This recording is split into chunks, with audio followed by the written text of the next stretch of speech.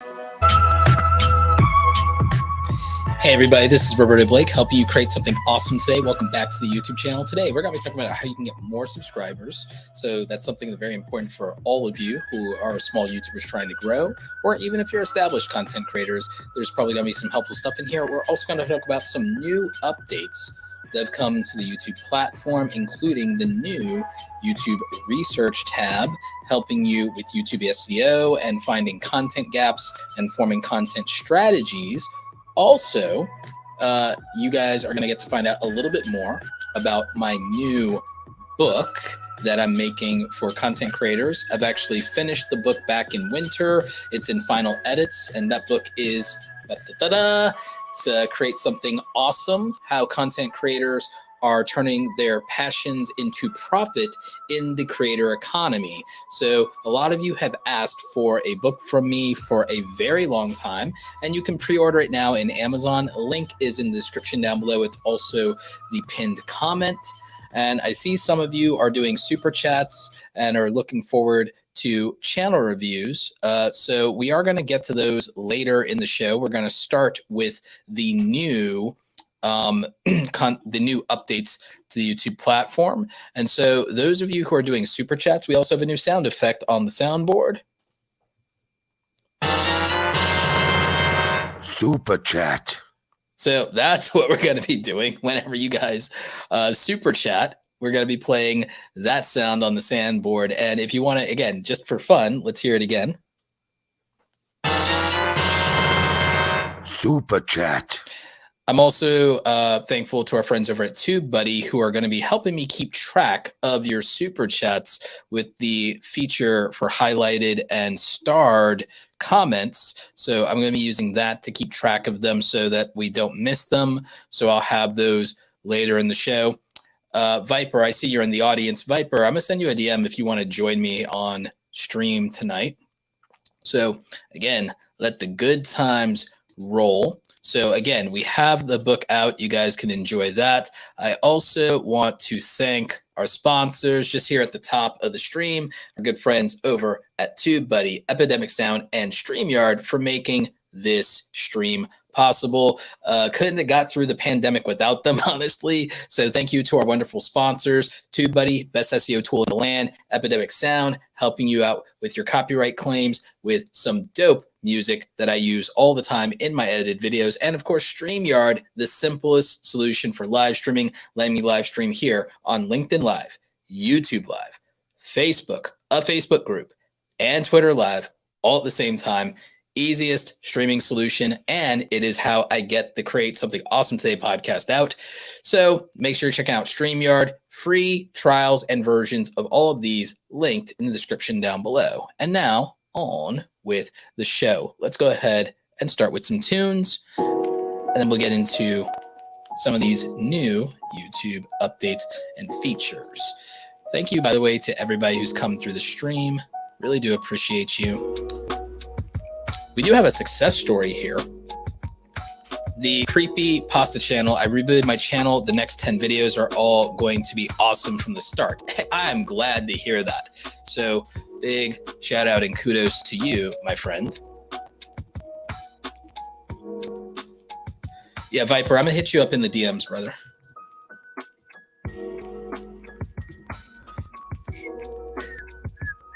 Y'all want me to like get a special intro made for Viper specifically, like an audio intro made for Viper, because I can put together an audio intro for Viper if y'all think that would be dope. I mean, I think he's deserving of it, right? We'll get Viper on here if he's down for it. It is kind of late. We are doing a late night stream. We're keeping night owl hours around here. But yeah, let's jump into some YouTube strategy real quick, and then we'll do some housekeeping, and I'll show you some of the new things that YouTube has going on, because I think these are actually some really cool updates that we got. So let's talk a little bit about subscribers. We're going to talk more about that throughout the stream. But a lot of you, your big goal is to get more subscribers on YouTube specifically. In fact, in the comments, in the comments, can you guys let me know how many subscribers you have on YouTube in the comments right now? If you're watching the replay, let me know in the comments how many subscribers you have. If you're on the live stream right now and not in the replay, let me know how many subscribers you have on your channel, because YouTube subscriber strategy changes when you're trying to go from 0 to 1,000. And it's different when you're trying to go from 1,000 to 10,000. And it's different when you're trying to go from 10,000 to get to like something like 50,000, start to get into being a little bit closer to, trying to be a mid-tier influencer, 100,000, 500,000, being a macro influencer, and then going beyond that. So there is, there's a big difference in the strategy when you're trying to go from 50 to 100,000. It's very different if you're trying to go from 1,000 to 10,000. And if you're trying to go from 100,000 to 500,000, it's a big deal and it's hard and you've got to do it differently. And it changes if you're trying to go, like what got you to 500,000 doesn't get you to 1 million, believe it or not. Whatever got you to 500,000 is not what it takes to get to 1 million. And I've helped enough channels get to 1 million to know that. It's a rougher game. And these last 2 years of, going on 3 years now of the pandemic, I can tell you that even if you slack off or you rest your laurels, just because what got you here will not take you further, you have to change the game and you cannot be stagnant.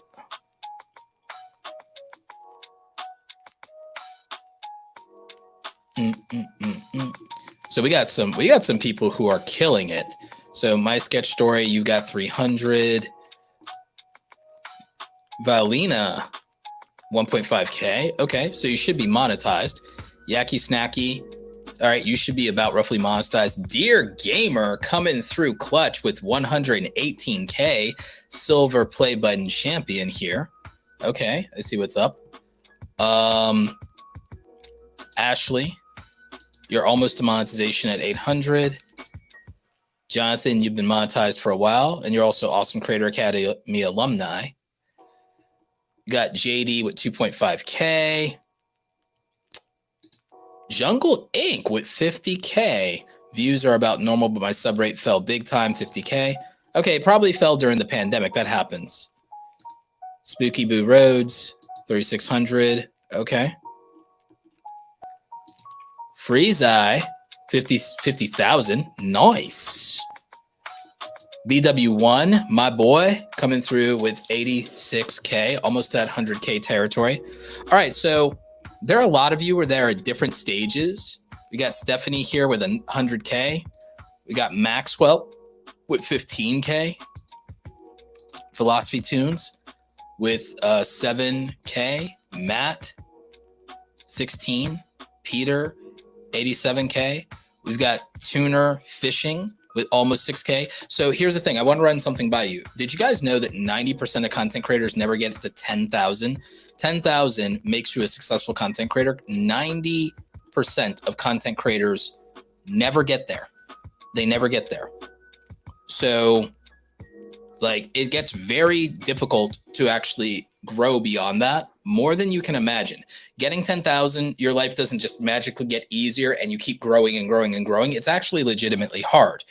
90% of content creators do not get to 10,000 subscribers. And there are about roughly 100 million content creators globally worldwide. And there are only 3 million people in the YouTube partner program. So keep that in mind. Like just getting monetized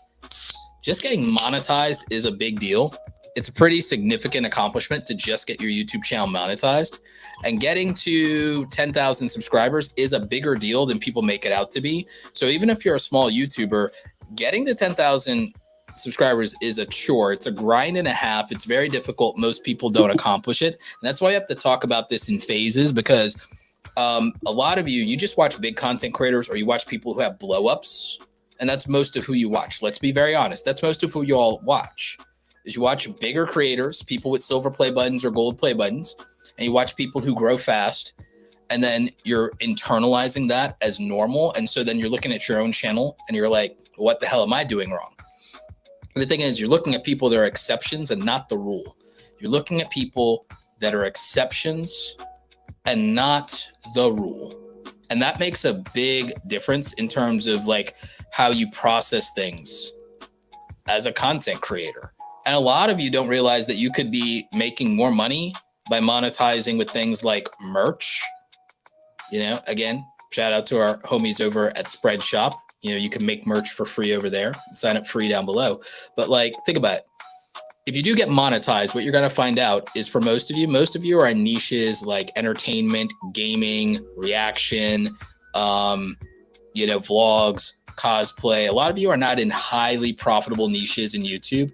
More profitable niches are things like tech, business, real estate, software, tutorials, education, English as a second language. Things like that are wildly profitable niches.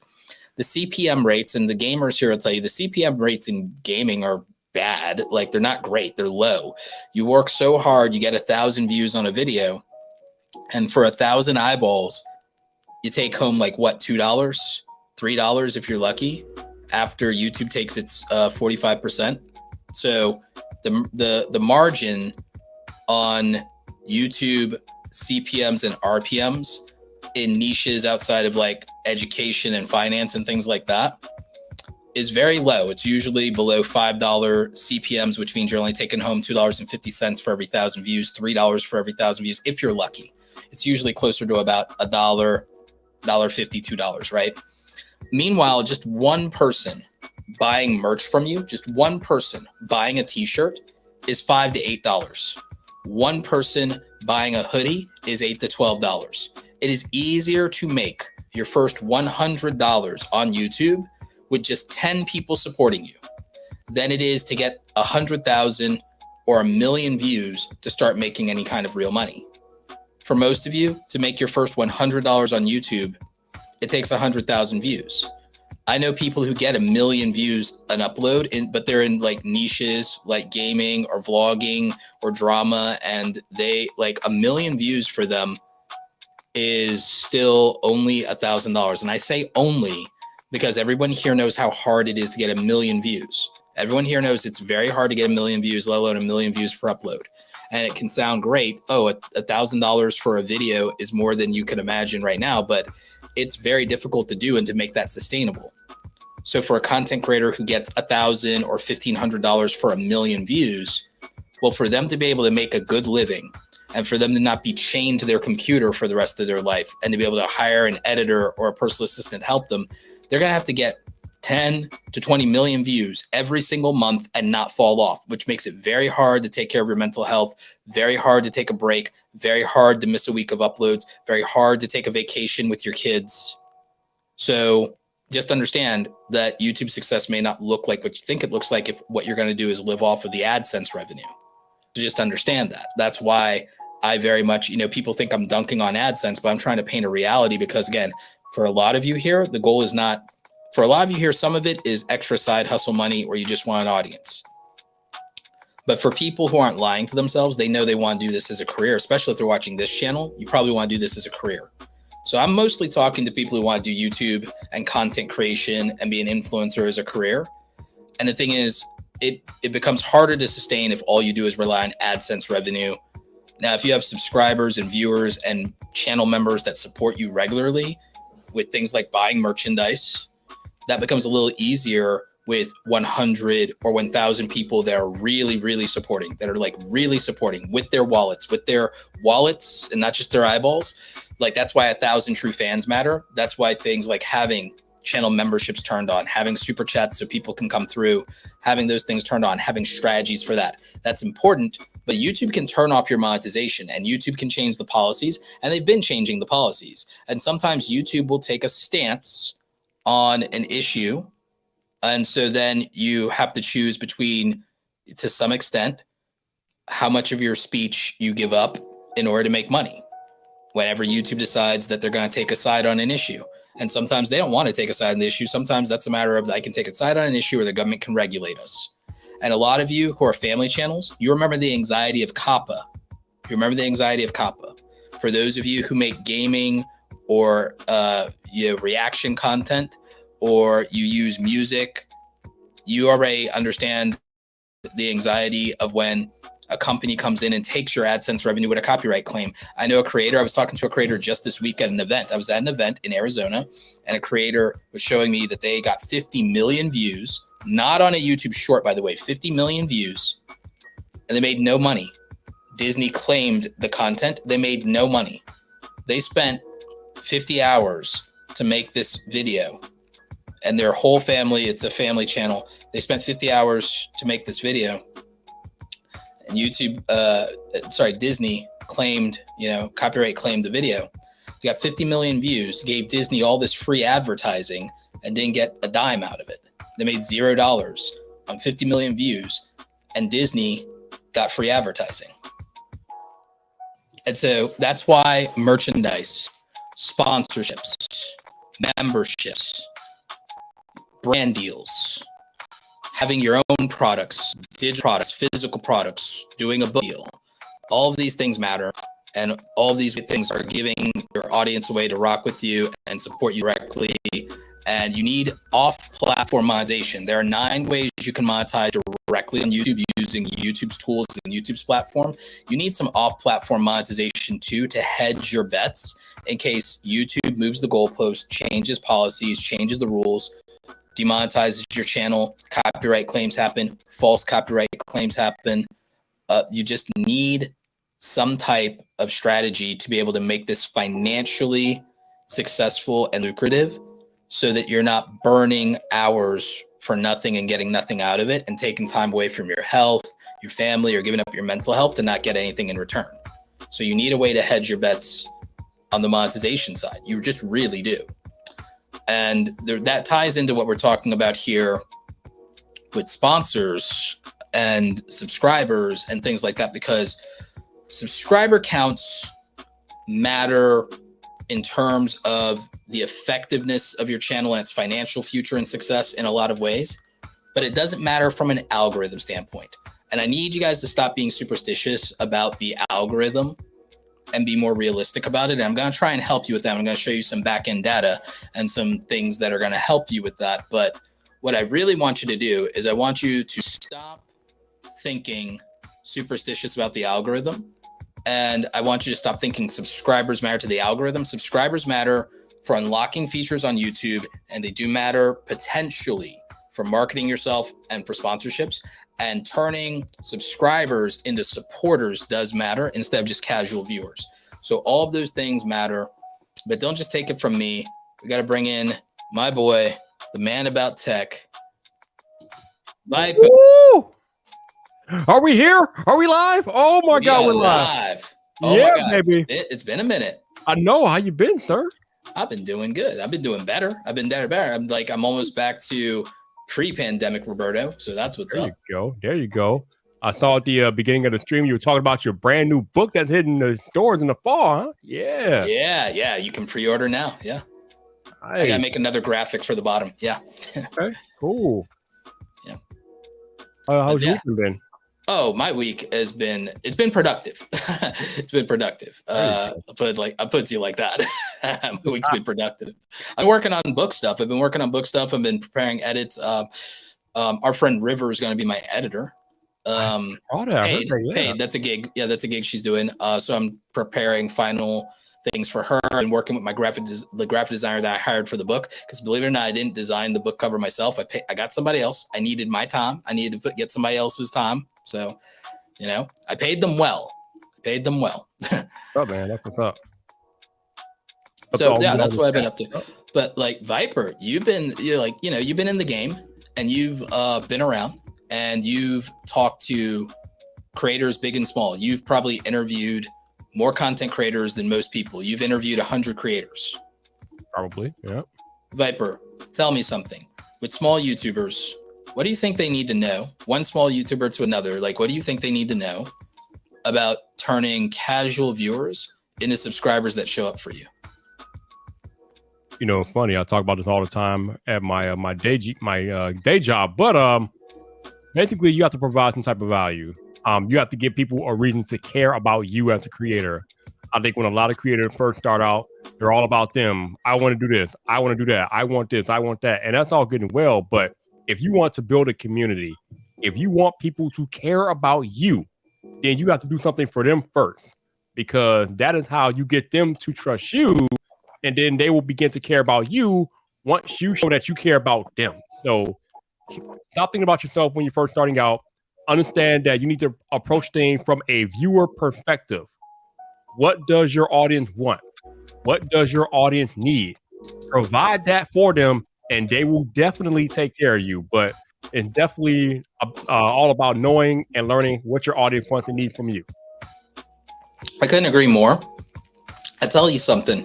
One of the hardest lessons to learn as a YouTuber is what you want to make is not always what somebody wants to watch. Yep. Now, the thing is, our good friend Marquez Brownlee has often said, he said this even in his interview with me, he said this in his interview with you. Like, he became the content creator that he would want to watch. And the thing is, he picked something that he was excited about, but incidentally, what he was excited about has scale, which is tech. And he didn't just blow up overnight. He made 100 videos and only got 74 subscribers out of it. Like 74, 78 subscribers, 100 videos. Mr. Beast made 100 videos and only got like 750, 760 subscribers out of it. PewDiePie made 100 videos. He only got 2,500 subscribers. I say only, and I say only because today you hear all these stories and you see all these channels where someone makes 10 videos, 20 videos, gets to $250,000, gets to $1 million, gets to $1 million in a year and everything like that. The biggest people, the legends of YouTube did not blow up. They're not blow up stories. They're glow up stories. They're not blow up stories. They're glow up stories. Their first 100 videos were crappy, just like mine, just like yours. The first 100 videos were nothing special. They were a learning curve. They were a learning curve of low grade content to learn how to make something better because they didn't have any experience. Right. And that's how it is. That's how it is. You got to learn. And the thing is, you got to learn how to listen to your audience too. You got to learn how to listen to your audience too. Because what people don't realize is the YouTube algorithm is not the secret that people think it is. The YouTube dashboard will tell you, the YouTube dashboard will reveal all. Yeah. YouTube analytics. Yeah. YouTube analytics will reveal all. It's all in there. The secrets of the algorithm. And you know what? I'll give you a perfect example of what I was talking about earlier about creators thinking about themselves and only themselves. When YouTube first introduced chapters, right?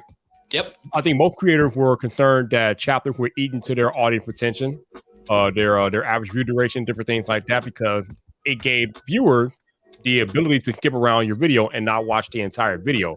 However, if you step back and look at it from a viewer perspective, if a viewer sees that you, a creator, is offering their ability to have those chapters and to skip around to only pertinent parts of the video to them, then they might be more trusting of you as a creator because they know that you, the creator, values the viewer's time. So you can't just think about it from a creator thing. You have to think about it from a viewer perspective as well. Absolutely, Viper. So what I'm going to do here is I can literally show you what videos on my channel for the lifetime of my channel, what videos drove the most subscribers. And so I can just look at my data. And this is something y'all should be doing. I can look at my data. You're seeing all. And this is something, see, anybody who left, this is like what you're missing out on. It's like the Roberto Blake experience is you get all the transparency is.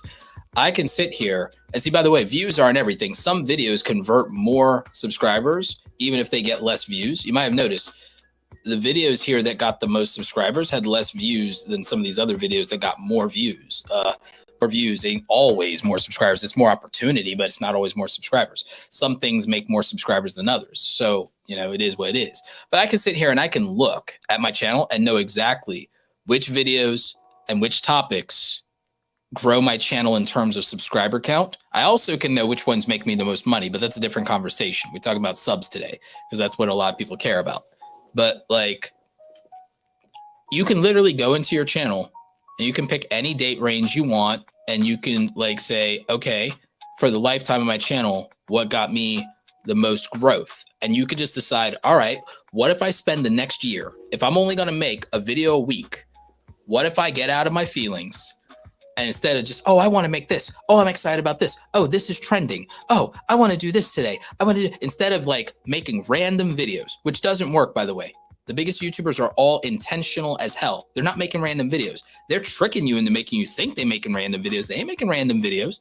Ain't nobody out there. These big YouTubers are not out here spending $10,000 a video making random content because they want to or nothing like that. They are not.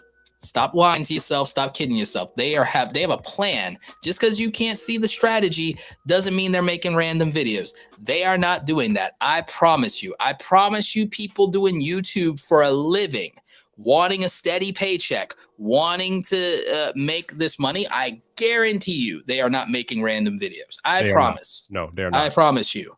I promise you. They might look like they're making random videos. It is not random. It is intentional.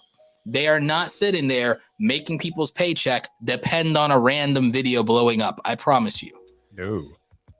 But you can go into the analytics and you can go ahead and you can sort out which videos made you the most subscribers. Then you could say to yourself, all right, you know what? I'm only making videos that get me subscribers from now on, and I'm going to make 50 videos that get me subscribers. Because even when by the way, I don't always do this. I don't always follow this advice. I spent the last 2 years, Viper, I spent the last 2 years not really trying to grow my channel. I spent the last 2 years with very bad mental health throughout the entire pandemic, uploading less and less content and being more and more in my feelings. And my channel did not grow as much as it could have. It still grew. Thank God for evergreen content as a strategy. Thank God for videos that keep making subscribers, which is another one of my favorite hacks, is content that will make me subscribers forever, even if I don't upload, and make me money even if I don't upload. But I spent the last 2.5 years being in my feelings. The good news is it didn't kill my channel completely because I had a strategy. Also did not kill my income completely. But I also can look at, let's say, the last 365 days and know what videos did the best in terms of subscribership and go, aha, I can do, if I only did videos, if I was going to do 100 videos this year, 2 videos a week, Viper, I could go and I could look at, okay, I won't do anything that didn't do close to 1,000 subscribers as far as topic buckets, in terms of topic buckets, which means I would say, okay, I'll definitely do YouTube tips. I'll definitely do content around monetization, freelancing or making money online, because that seemed to do very well. And profitable niches, things like that. I'm like, I can look at things. I could also look at what they did in terms of revenue or CPMs, because that's another thing. I can bring that up since I know people care about it. If I look at CPM rates, I could also look at, okay, what videos of mine had really high CPMs? And I could say, okay, if something doesn't get me a ton of subscribers, it needs to do very high CPMs. And I'm like, oh, $40 CPMs, definitely can make a video about that no matter how many subscribers it does or doesn't get. So I could focus on goals. I could say, look, I can make videos that I know generate a certain amount of subscribers, and I know I can do videos that have a high CPM. A CPM that's going to be over $20 is a video I can make regardless of subscribers. And I can set those 2 goals and say, you know what? I can make things that grow my channel and things that grow my income. And if I focus exclusively on that for the next 50 to 100 videos, I can guarantee growth and I can guarantee revenue. So it's about having priorities. And it's about having a plan, and it's about being intentional. And I promise you, big YouTubers do make videos thinking about whether or not the content is going to grow the channel or is going to grow their bank account. I can promise you that. Oh, yeah, absolutely. Again, like you said, a lot of bigger YouTubers have teams that they have to pay. And you can't be doing that on playing the lottery with your content. You have to know what's going to hit. So they got to do what they got to do. Yeah, it's absolutely like they have to do what they're going to do. We're going to get to some channel reviews. Again, I am starring and bookmarking these so that we'll get to them. So no worries there. Thank you. We will get to that later in the show. Guys, remember to smash that like button for the YouTube algorithm.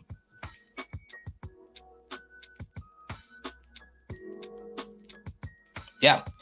So again, it's wildly practical.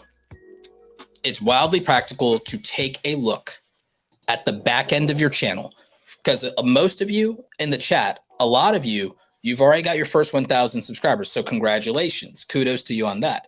You've already got your first 1,000 subscribers. There were a lot of you that are somewhere between 1,000 and 10,000.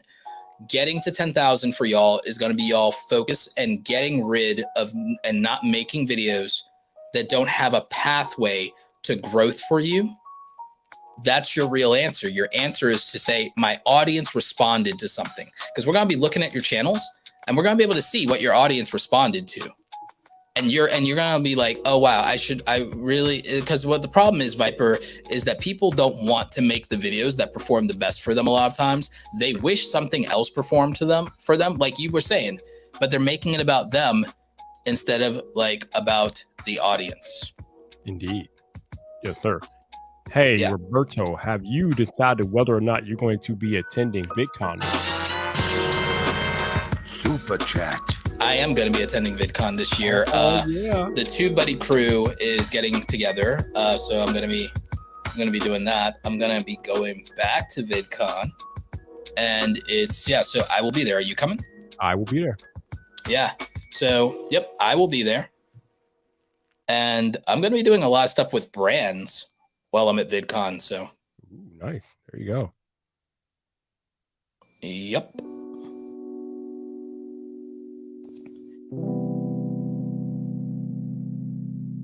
Linus shows US search Linus YouTube easy. First video result. Is that Linus from Linus Tech Tips? Probably. Yeah. Since the guy's name is Tech Mixer, I'm guessing he's talking about Linus Tech Tips. Yep. Yeah. So CJ has a question. Roberto, do you believe that mixed content channels can be successful on YouTube, or do you believe that they can be, but it's much harder compared to niche channels? You just literally answered your own question, my friend. In general, in life, let me ask you something. Do you think it's easier to decide that you're going to be an athlete and that you're going to play 3 sports, or is it easier to be an athlete and focus on 1 sport? Is it easier to be successful playing a bunch of different musical instruments or focusing on 1 musical instrument? You only got so much energy. You only got so much time. And the thing is, it's harder to know. And I know this because, by the way, I make variety content technically. And I can tell you, if I literally only made YouTube growth videos, I'd be at 1 million subscribers already. Or if I only made how to make money online videos, I would be at millions of dollars by now. I'd be Graham Stephan. Like, maybe not as big of a channel, but I'd have closer to that bank account. Like, if I literally only made videos on how to make money online and passive income, it means that there's no video I'd make that wouldn't have a $50 CPM, which means that regardless of views, I would be making astronomical money. And if I made those videos 2 to 3 times a week without fail, I'd be making $1 million a year. But by not focusing and picking one or the other, and yeah, which I'm rounding out a way to make creator-focused content that still does the things that I want it to properly do. Because again, even with saying, hey, pick what's working instead of what you like the most sometimes, but that you like enough to keep doing it, even I'm speaking from experience of, look, guys, I'm doing great. I'm doing all right. But think about it. If I really followed my own advice 100% to the T, 100%, I can show you the data. You can literally look at the data for yourself. Think about it. I only uploaded about 40 videos last year. If I uploaded last year 100 videos, and I specifically only for those 100 videos focused across the topics of videos that got me 1,000 to 2,000 subscribers guaranteed, and I went back and made new versions of my greatest hits, that means I would have gained another 100,000 subscribers last year. And if I had done that every year of this pandemic, which I did not do, then I would be up by at least another 200,000 to 250,000 subscribers easily. And if I had done that, because it means I would have literally put out 2 to 3 times the amount of content that I actually did put out, and it would have been very focused content, it means I would have potentially doubled or tripled my revenue, which would have put me into astronomical numbers of revenue. And I already do 6 figures a year, so it would have put me borderline to where I'm like, wow, could I make 7? So that's just something to think about, is that even if I actually took my own advice, and I got you, Viper, if I had take my own advice 100%, my channel would probably be at over 1 million subscribers, or it'd be very close like Nick Nimmons right now, and I'd probably be making twice as much money. But in my case, I was so impacted by by the pandemic and everything else going on over the last couple of years that my mental health made it very difficult for me to be consistent and focused and ruthless with my content decisions. If I had been able to work past that in some way and be more focused and more direct on my channel and tighten things up and focused on what was the audience responded to the most and focused on what the audience responded to the most, it would have done far better. And I would have seen a lot of the explosive growth during the pandemic that some other creators saw by giving people what they want at a time when people had a lot more attention for it. So I could have done a lot better if I was much more focused. And so my advice for a lot of you is that, look, I would have benefited from much more focus. I think the majority of you would benefit from much more focus, especially if you have limited time, limited resources, you have a job going on, you have a family going on. You're more likely to grow if you buckle down and put your energy into one thing. Yep. All about focus. You got to be focused for sure. I'm focused, man. Did you turn the music up? Did I turn it up, or what do you mean? Yeah, did you turn it up? It seemed like it was a little loud, at least to me anyway. I'm going to move it down a little bit. I think I did. All right, now we go. There we go. Yeah, but you got to make content for the viewer. You got to put the viewer, you got to put the viewer first. Now, if you can't do that because you're saying I did niche down at one point, but was mentally breaking down, I was boxing myself in, then you have to accept slower growth if you want to do what you want to do. Instead of what's going to work, you got to take your lumps for it. And I've done that. I've taken my lumps, but I also am not going to complain that I don't have the gold play button that I should have. It's like you make a choice. You can make content sometimes that's more satisfying, or you can make content that's more effective. It's very rare that you get to do both. Some people do, but not everybody. Not everybody. It's just some people, not everyone, and again, why not make $1 million, bro? Well, I'm turning 38 this year, and one of the things I came to a conclusion on is how much that milestone does or doesn't mean to me. And I think I have less anxiety about that milestone because I'm a homeowner now. It'd be nice to make more money, but I've accomplished, I'm not even 40 yet, and I've accomplished most of the things I've set out to do in life so far. And this book is a big goal for me, and 500,000 subscribers was much more than I ever actually thought I was going to get when I started YouTube, and it's not even close. And almost no one gets to have 100,000 subscribers. That's so few people in the entire world, in the entire platform. There's 100 million creators. Not even 1 million people have 100,000 subscribers. Not even 1 million people have silver play buttons. It's 300,000 people worldwide out of 100 million creators worldwide. So I'm just very happy with look, I got to do something really cool that no one gets to do. I get to do it for a living. I get to be loved by a community. So I'm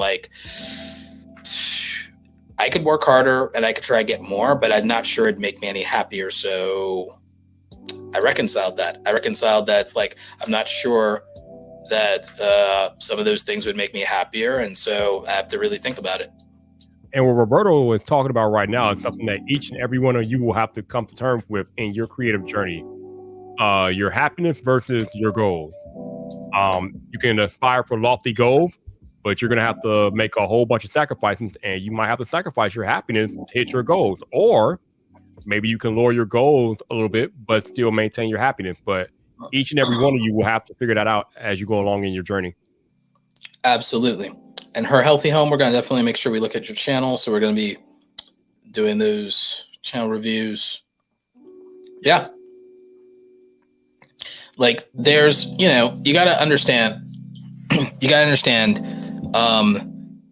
what is and isn't working, and you can qualify that with data. You don't have to guess. That's the good news. YouTube has given us so many tools that we don't have to guess anymore. And I'm going to show you all that with something. By the way, the tab that I was looking at before is in terms of finding the subscribers is when you go into advanced mode on YouTube. So you click into advanced mode, and then you can, I went to videos by CPM, but you can go to videos by subscribers. You just click subscribers by video, and it tells you literally which videos drove subscribers for your channel. and you can click on it to sort by subscribers. And so I did that, and that's how I know. And you can also set it by date. You can use the last 365 days. You can use lifetime. But Viper, we got a new tab, and I want to know what you think about it. We got this new tab called the YouTube Research tab. What do you think about that? You know, I think it's interesting that YouTube has that in place to try to help creators figure out what keywords are viable at any given time. And what topics? Topic. I use it for topics. Yeah, topic, keyword, for things like that. Yep. I know it's not really fully fleshed out yet, but it's definitely a nice start. It should help a lot of creators out for sure. So like, I'm going to show you what I do with this because this is a great new feature. So here's the thing. I actually even use this to help some of my clients. I have a friend, he has, I think he has like 700,000 subscribers. He actually contacted me for a one-on-one coaching call, which I do those through awesomecreatoracademy.com. And we were talking about, he wanted to teach people more about vlogging. He's a YouTube filmmaker. He wanted to teach people more about vlogging. And so we focused on, how to make that work. And we used YouTube search heavily in it, but we didn't necessarily, I don't think we were making SEO content, Viper, but we were really thinking about just qualifying, well, what are people looking for and how are people intentional about this? Because buying a camera, vlogging, traveling, setting up shots, that's like very specific. That's not as casual as a thing as people might think. And so we really wanted to focus on that. And so we found some interesting data around it. With this one, this is what my audience is looking for. Y'all are looking at vlogging. Y'all are looking at work from home jobs. And the thing is, y'all are actually looking up video editing. A lot of you are looking up video. It represents a content gap. So I want to read to you what a content gap is. A content gap is a way of measuring what viewers are searching for and the results they find. A content gap can happen when viewers can't find any results for their searches, viewers can't find an exact match for their searches, or viewers can't find relevant videos in their searches. For example, the content is old or low quality. Let me repeat that again. The content is old or low quality. A lot of people got in their feelings about, well, I'm looking for tutorials and I can't get anywhere because the YouTube dislike counter not being there, and I don't know what videos are a scam or not, or blah, blah, blah. Or I don't know if something's a crappy tutorial. It's like, and really what it really comes down to is content that's served in YouTube search is about performance and it's about relevancy. And a lot of that is down to, YouTube grades quality content, Viper, based on watch time, not views. And we all know this by now. Watch time and retention rate, not views. And there's enough savvy people that if a tutorial ain't what's right, they're going to drop off of the video very early. Dislike counter or no dislike counter. People are going to know it's not that hard to figure out if a tutorial is crap. It's really not. So again, this just represents a content gap. And so there's plenty of content gaps. So guess what your boy is going to do? I'm going to be making, y'all are searching for video editing content. Y'all want to be content creators. This is where I can do variety and win, Viper. I have so many great old videos that dominated the rankings and performance for video editing content, especially for my Adobe Premiere users, and there's so many people coming to editing as mobile creators that if I do something on CapCut, like for people doing shorts and TikTok, that, all of a sudden I will, and almost no one makes videos saying, best video editing apps for TikTok, best video editing apps for YouTube Shorts. There's almost no videos like that. It's a content gap. Speaking of what you're talking about now, Roberto, what do you think of that new YouTube feature where they have the waves in the videos to show viewers what the most watched parts of a video are? Yeah, in terms of, I believe that's in the retention reports now, isn't it? No, I think it's on just the main YouTube homepage when you watch a video, or when a viewer goes to watch a video, they can see the waves of what the most parts. We might test that in a bit because it hasn't rolled out to everybody yet. But I do like that feature. I mean, have you been seeing it on every video that you've been watching lately? Or I haven't seen it yet at all. It hasn't rolled out to everybody. I cannot wait to look at that. But here's the thing. I think a lot of people aren't going to use that feature because people are mad casual. They don't do jack. Like, think about it. If people don't even leave comments, dude, if the far majority of viewers don't leave comments, and the far majority of people don't even use the chapters feature, do you really think they're going to do that? Probably not. I mean, That's gonna be for like, that's gonna be like for you and me. Actually, a lot of people probably won't even know what it is. Exactly. Exactly. So like when you look at like what my audience is searching for, this tells me, oh, this is the content I need to be making. Oh, and wait, this content seems to be like some of my best performing content. Oh, Photoshop tutorials, bet. Video editing tutorials, bet. That's the content that originally made my channel. And I still get views on videos about that content to today. And apparently there's content gaps in that because again, a lot of people are not excited about making tutorial content, Viper, and they feel everything's already been done. And it hasn't occurred to them just because everything has been done doesn't mean that there's quality and relevant content that's been made recently for that content. So it might be outdated content and they're missing out on opportunities. So again, look at some of these content gaps. Video editing apps has a content gap. There's not high quality or recent videos about video editing apps. I don't want to make that content. You all. I used to feel like when somebody else did a video first that there was no point in me making a video. That is not true. It doesn't matter if a video has already been made. You can still go and make a similar video because your perspective can be unique and your own. So there's no such thing as, oh, somebody already did that video. No, it doesn't matter. They didn't do it the way you would do it. So if you've come across that and you want to make a video, but you see it's already been made, make it anyway. Restricted mode has a content gap. Oh, don't start me tonight, Roberto. Don't start me. Are you still struggling with that one? No. I'm just mad I had to go through it in the first place. Oh, well, the new channel's not got that problem. Yeah. No, not at all. Luckily. Thank God, right? Like, yeah. Oh, look, even YouTube help content has content gaps. Oh, good searches on print on demand. So see, I mean, like this, how to make a screenshot on Mac. Like most people wouldn't think that there's like, oh yeah, every how to take a screenshot on Mac video is mad outdated. How to screen record on Mac is probably mad outdated. Someone could make a literal YouTube channel and do 100 different Apple tutorials showing you how to actually do certain things in iOS and Mac OS.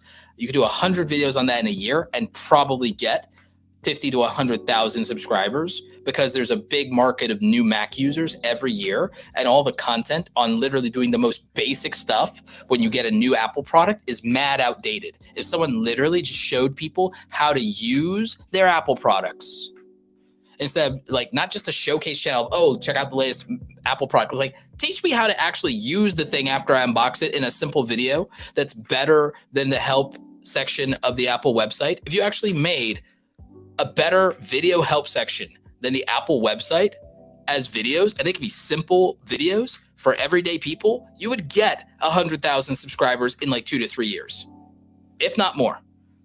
Because there's just enough people that are not tech savvy. They're buying an Apple product, an Apple computer, an Apple laptop, an Apple desktop for the first time and don't know what they're doing, that just want a simple video that tells them exactly how to use the product and doesn't come from the company. And how's a real user do this? How's a regular person do this? And that would make bank, and that would get views, and that would get subs. Could you imagine if like my mom switched from Windows to Apple? Like she'd have to watch a YouTube video. Oh, definitely. Absolutely. So, I mean, this is like, so this stuff, like there's opportunities here. And if you get views, you can get subs.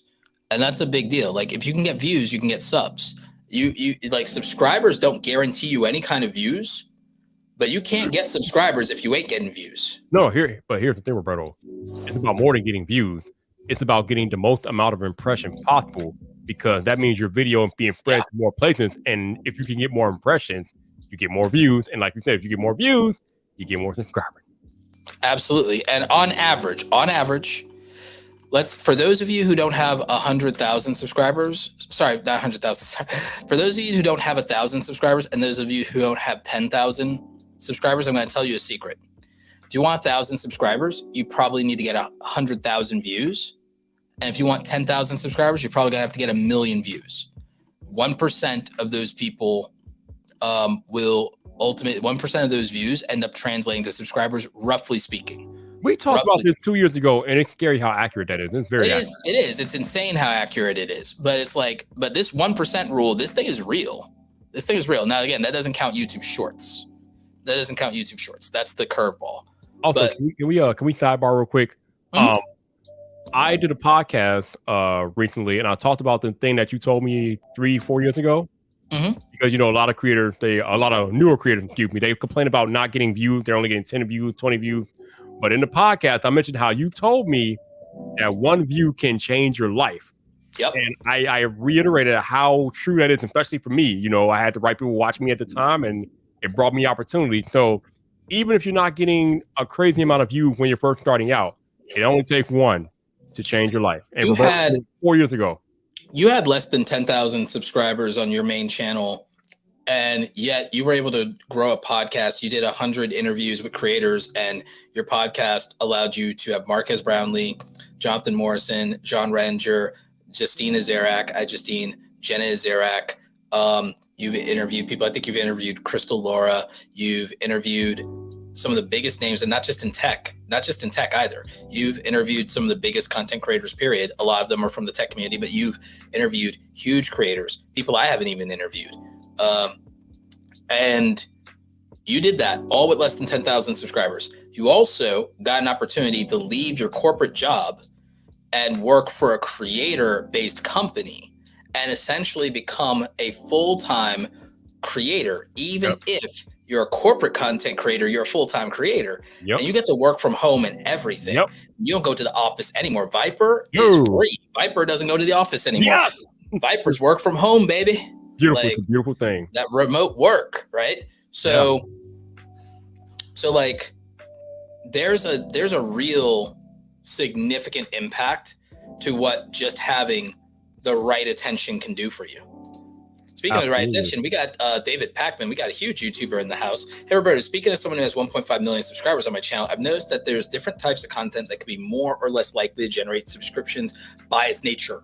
Yeah, you heard it right here. This is a channel with 1.5 million. Yeah, different videos will either be more likely or less likely to convert viewers into subscribers. I know that my Make Money Online content prints money and it prints subscribers. Like, I could just live in that niche and be just fine. Like, that works. That works unequivocally. It's actually generated probably the most. People think the YouTube help content generated the most views and subscribers and money for my channel, Viper. It was Make Money Online content. It was content on affiliate marketing, passive income, print on demand, and starting an online business and working from home, remote work, and how to properly leave your 9-to-5 job, get your insurance benefits, pay your taxes. That content was the stuff that got the most subscribers. Even when it gets less views, the subscriber ratio was better, much better. And the money was twice as much as the YouTube help content. YouTube help content does grow subscribers. It absolutely does. But the thing that gets the most is the most consistently is the Make Money Online content. So between those two things, I also found a hack, YouTube monetization content. Found a middle ground. But yeah, it does. I can identify, but the thing is, I don't always want to make some of those things, but that's me being in my feelings, but I know it works. I have the data now, and anyone can look at their channel. And if they're not under 1,000 subscribers, there's data in their channel that tells them, here's the content that converts the best in terms of subscribers. And if you're over 1,000 subscribers and you're monetized, you also have data that says, here's what makes you the most money, if it makes money at all. And here's another example, by the way. Spidey Librarian says, I have 80K views and I'm about at 480K subs. So I'm a little behind, but slowly happening. So they're close within that, 100,000 views to 1,000 subscribers. It seems like they're not, because it's like, well, wouldn't they have 50K views or whatever? But the thing is, some videos get you more subs than others. So Spidey Librarian, if you look at what video out of all of those got you the most subs, one of those videos probably got you close to 100 subs on one video alone. You could probably just make more of that and you would get to that 1,000 subs really quickly. Boom. Yeah.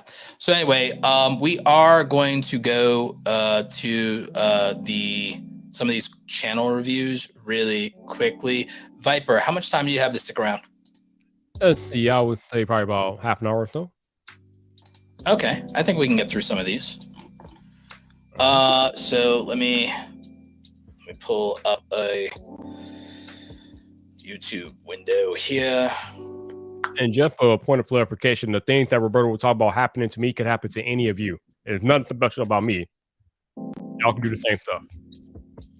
Viper actually had to do it with a weird algorithmic anomaly working against him. Oh boy. Yeah. Which we won't trigger you and go heavily into that. We won't talk about that. We won't talk about it. Yeah, we won't. It's like, we don't talk about Viper. No. Like, Disney, don't claim the stream. Disney, don't be playing. Don't claim the stream, Disney. So, all right. So let's bring up her healthy home real quick. Okay.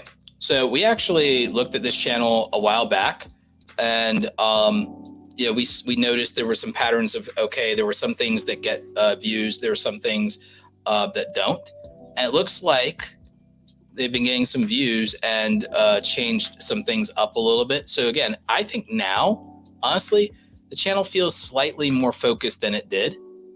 So again, 3,000 subscribers. So these views look pretty healthy.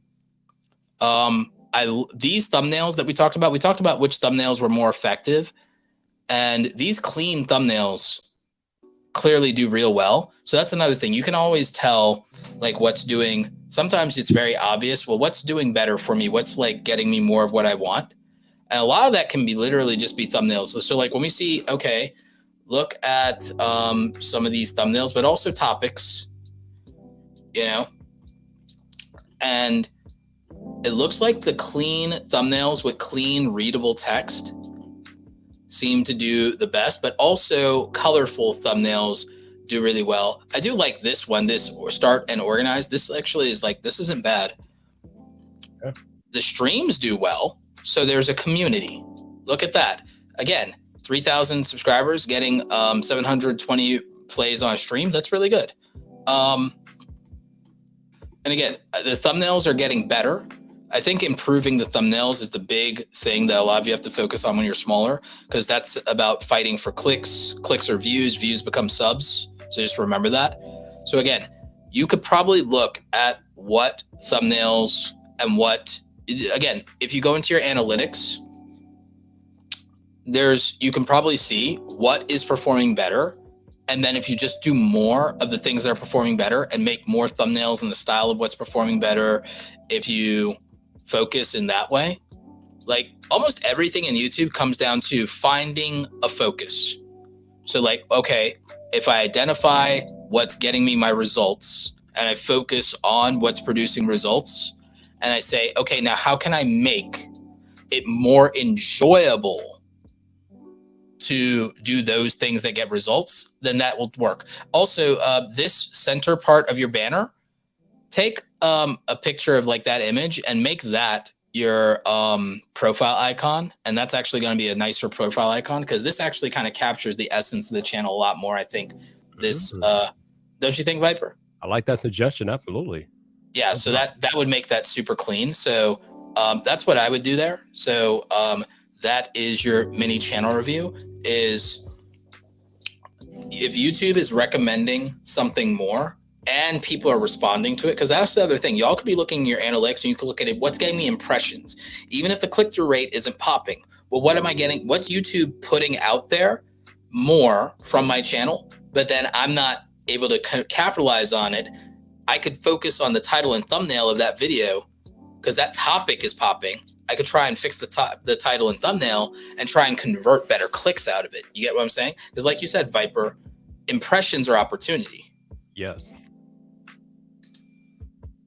So we got John Ryan here. I miss when I could like click on like people's name and go to their channel, right? Yes. Yeah. Damn it, YouTube, bring it back.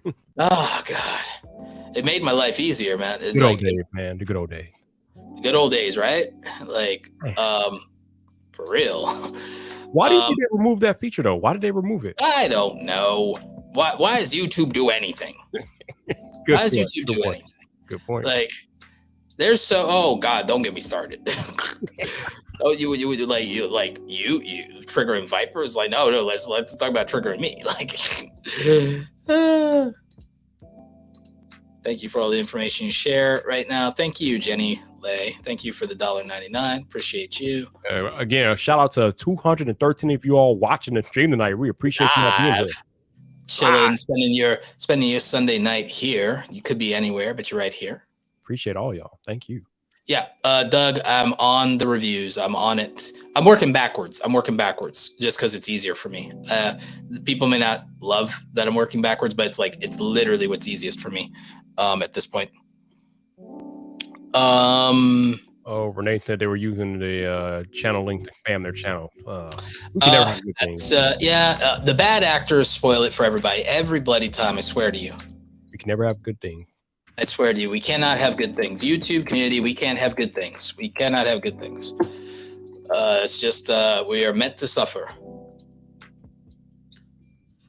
Why are we still here? Just to suffer. God, remember that meme? Hey, Roberto, next week, Disney Plus. Kenobi, yeah. That's what's up. Yeah. What day is it coming out? If history serves, probably Wednesday. That's odd for them. It's not hidden at midnight or nothing, is it? I don't know. I'm not sure. All right, because I fly out Wednesday night to Florida to go to Podfest. Oh, okay. Oh, no. It's May 27th. Never mind. Friday. Uh-huh. Okay. I will still be in Florida, and Disney will probably be doing something, so I'll probably just go over to Disney. Oh, no, they didn't, Roberto. They're going up directly against Stranger Things 4. This weekend going to be TV weekend for sure. Oh, man.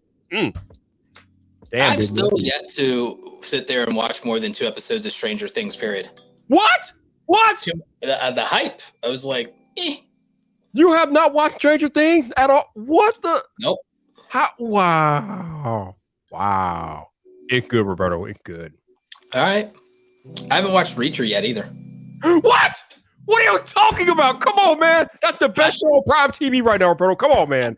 I wait for hype to go. Do you realize how long it took me to get on Scandal? I did end up watching all of it, by the way. And I was like, yeah, it's like, shout out to Papa Pope. Oh, man.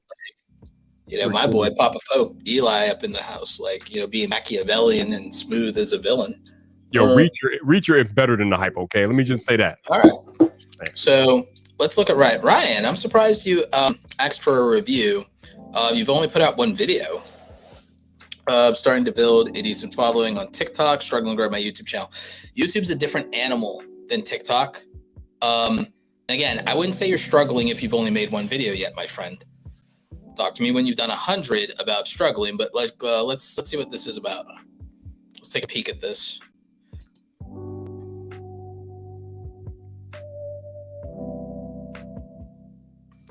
So this kind of looks interesting, but the thing is, what I will tell you is you don't have long to get and hold people's attention. So the thing is, I would have jumped right into the video. I would not have an intro. I would have just done that.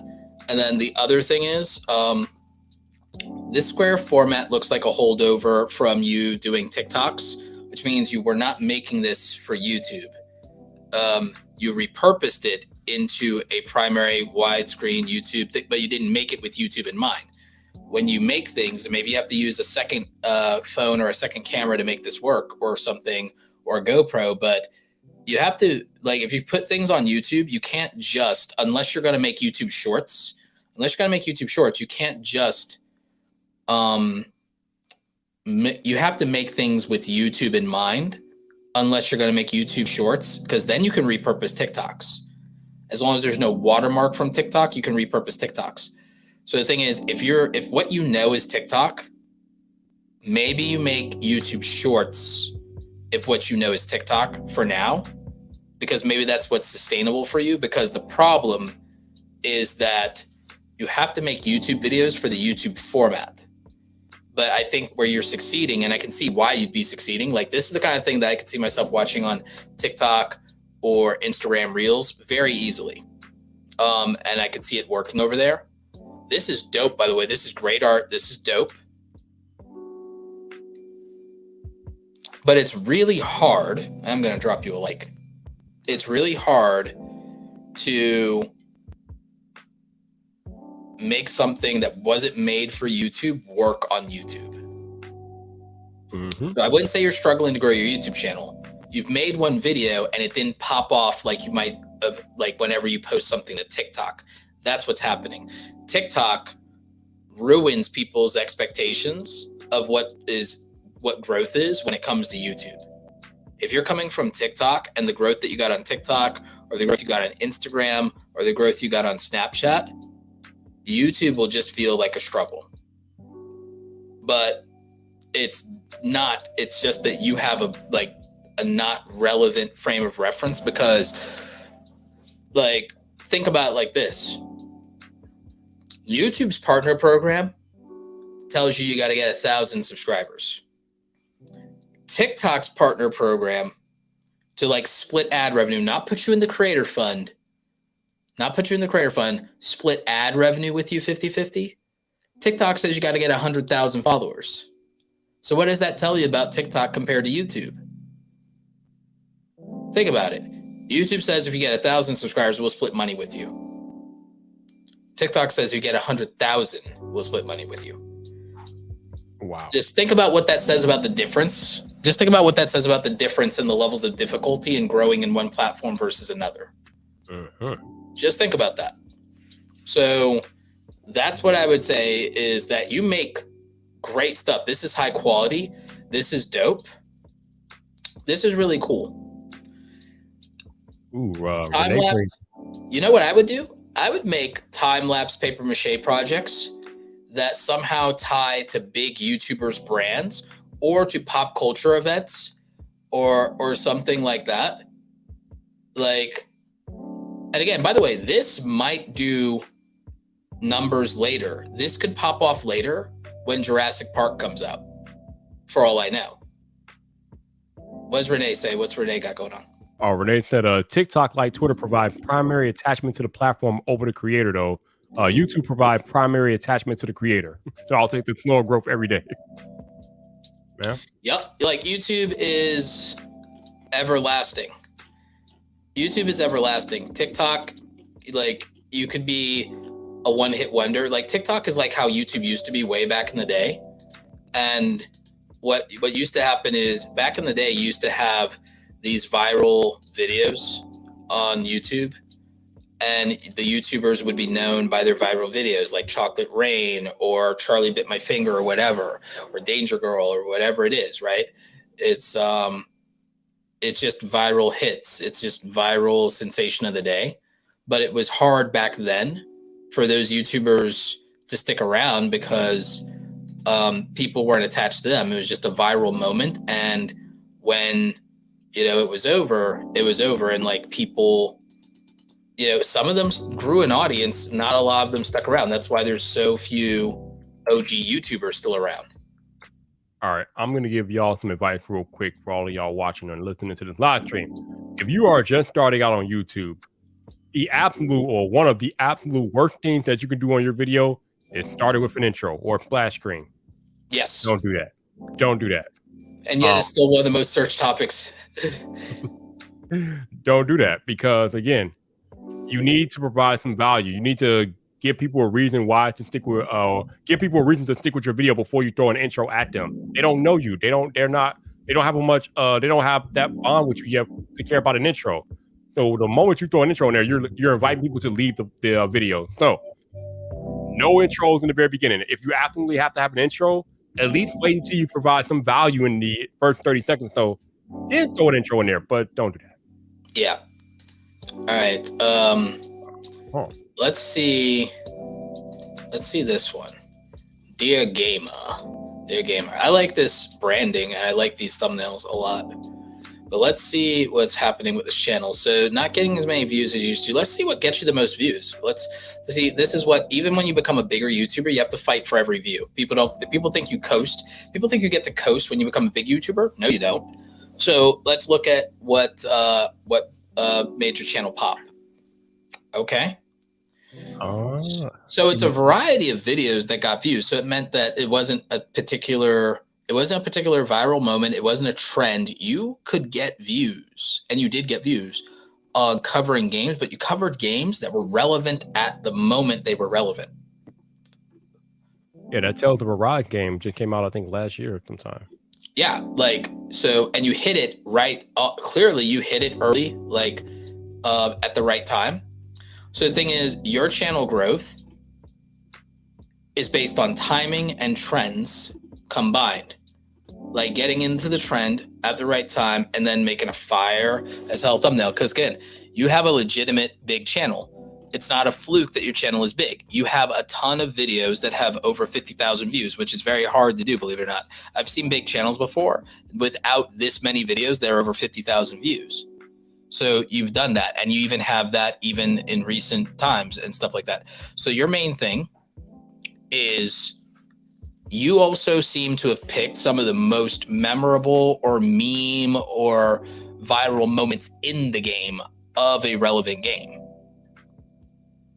So I think leaning into the most recognizable things or the most meme worthy or interesting or hyped part of a particular game when it's the most relevant, meaning if you miss the window of like launch of that game, that's like hard. So it feels to me like what's going on here with this channel is that maybe, especially with like, you know, we've been in like pandemic mode, we're still trying to get out of that.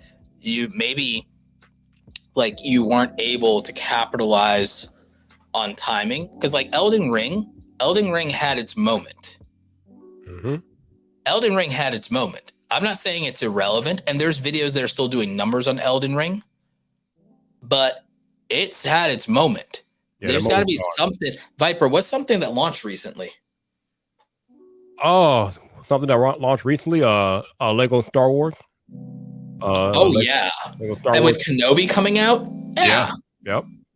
Yeah. Like, so doing Lego Star Wars and having Kenobi or Vader in the thumbnails. Ooh, yeah. Right now, that'd be the move, my friend. Like, there's a massive community for that. Okay. Can we talk about timing real quick? When Roberto talked about timing being so important, I present to you all Emily D. Baker. Oh my God. If that ain't timing, I don't know what is. Just last week, 110,000 subscribers broke last week. God. Oh my Lord, yes. Her subscriber count doubled because of this Amber Heard Johnny Depp trial. It's crazy. Yeah. It's time in the market. It's like oh, this is what people want. This is what's popping right now. Let's go. And there's always things like that. Again, remember John Prosser, our friend John Prosser, Front Page Tech. He blew up on the back of coming in with the aggressive hot take against the iPhone 10 at launch. Yep. And he was also willing to take criticism for that take, but he came in and he's like, look, I'm gonna be the only person who doesn't suck up the apple this week. And he went in, and that was the beginning of greatness. I'm gonna be the person who doesn't suck up the apple. I'm gonna call it like it is. And I mean, just seeing what's happening with Emily right now is nothing short of incredible. Her live streams have more people than entire football stadiums in it at the same time. Like, look, CNN Plus couldn't get 10,000 people to sign up for its platform. Right. Emily had 100,000 people watching her stuff. Right. Like, you couldn't convince people to watch CNN Plus. 110, seeing. As someone who was an unknown, no one knew who Emily was 2 years ago. No one knew who Emily D. Baker was 2 years ago. 100,000 watching live concurrently, not concurrently at the same time. She has 100,000 people watching her, bruh. That's what we talk about. When we talk about timing. That's what we're talking about. Views than actual news networks on YouTube for their uploads. It's delicious. It's amazing. Oh, love it. I'm all kinds of petty. Yeah. Oh, hell yeah. No, it's great. It's great. So again, timing is everything, my friend. And like, when you understand, well, what drives your channel? For me, what drives my channel isn't necessarily timing. It's the opposite. What drives my channel is evergreen content. It's like, oh, will there be an audience for this forever? If the answer is yes, like, it's like there will always be people to this day watching my Adobe tutorials 4 years, 3 years later, which is why I'm going to make a bunch of new ones now. And then I'm going to eat off of that for the next 5 years. I guarantee you, I will make Adobe tutorials this year and I will eat off of them for the next 5 years because no one will make those videos. So I will just sit there and chill and collect money and views and subs for videos for 5 more years, 5 more years. Like, because evergreen content is what works for me. Now, that being said, there are people who are going to be like, oh, new thing, drop right in. Now, here's where I do capitalize on that. Where I do capitalize on that is when YouTube changes their policies. When YouTube changes their policies and people are mad, I make a video. And I tell you, all right, here's why it is worse than you think, or here's why it's not as bad as you think. I tell you the truth, but I'm like, okay, if people are mad about this policy change, I got to make a video. There's only like 1 or 2 exceptions where I was like, I don't want to touch that. I ain't in the mood. I did my research and now I'm too late to that topic. So that's real. So let's see.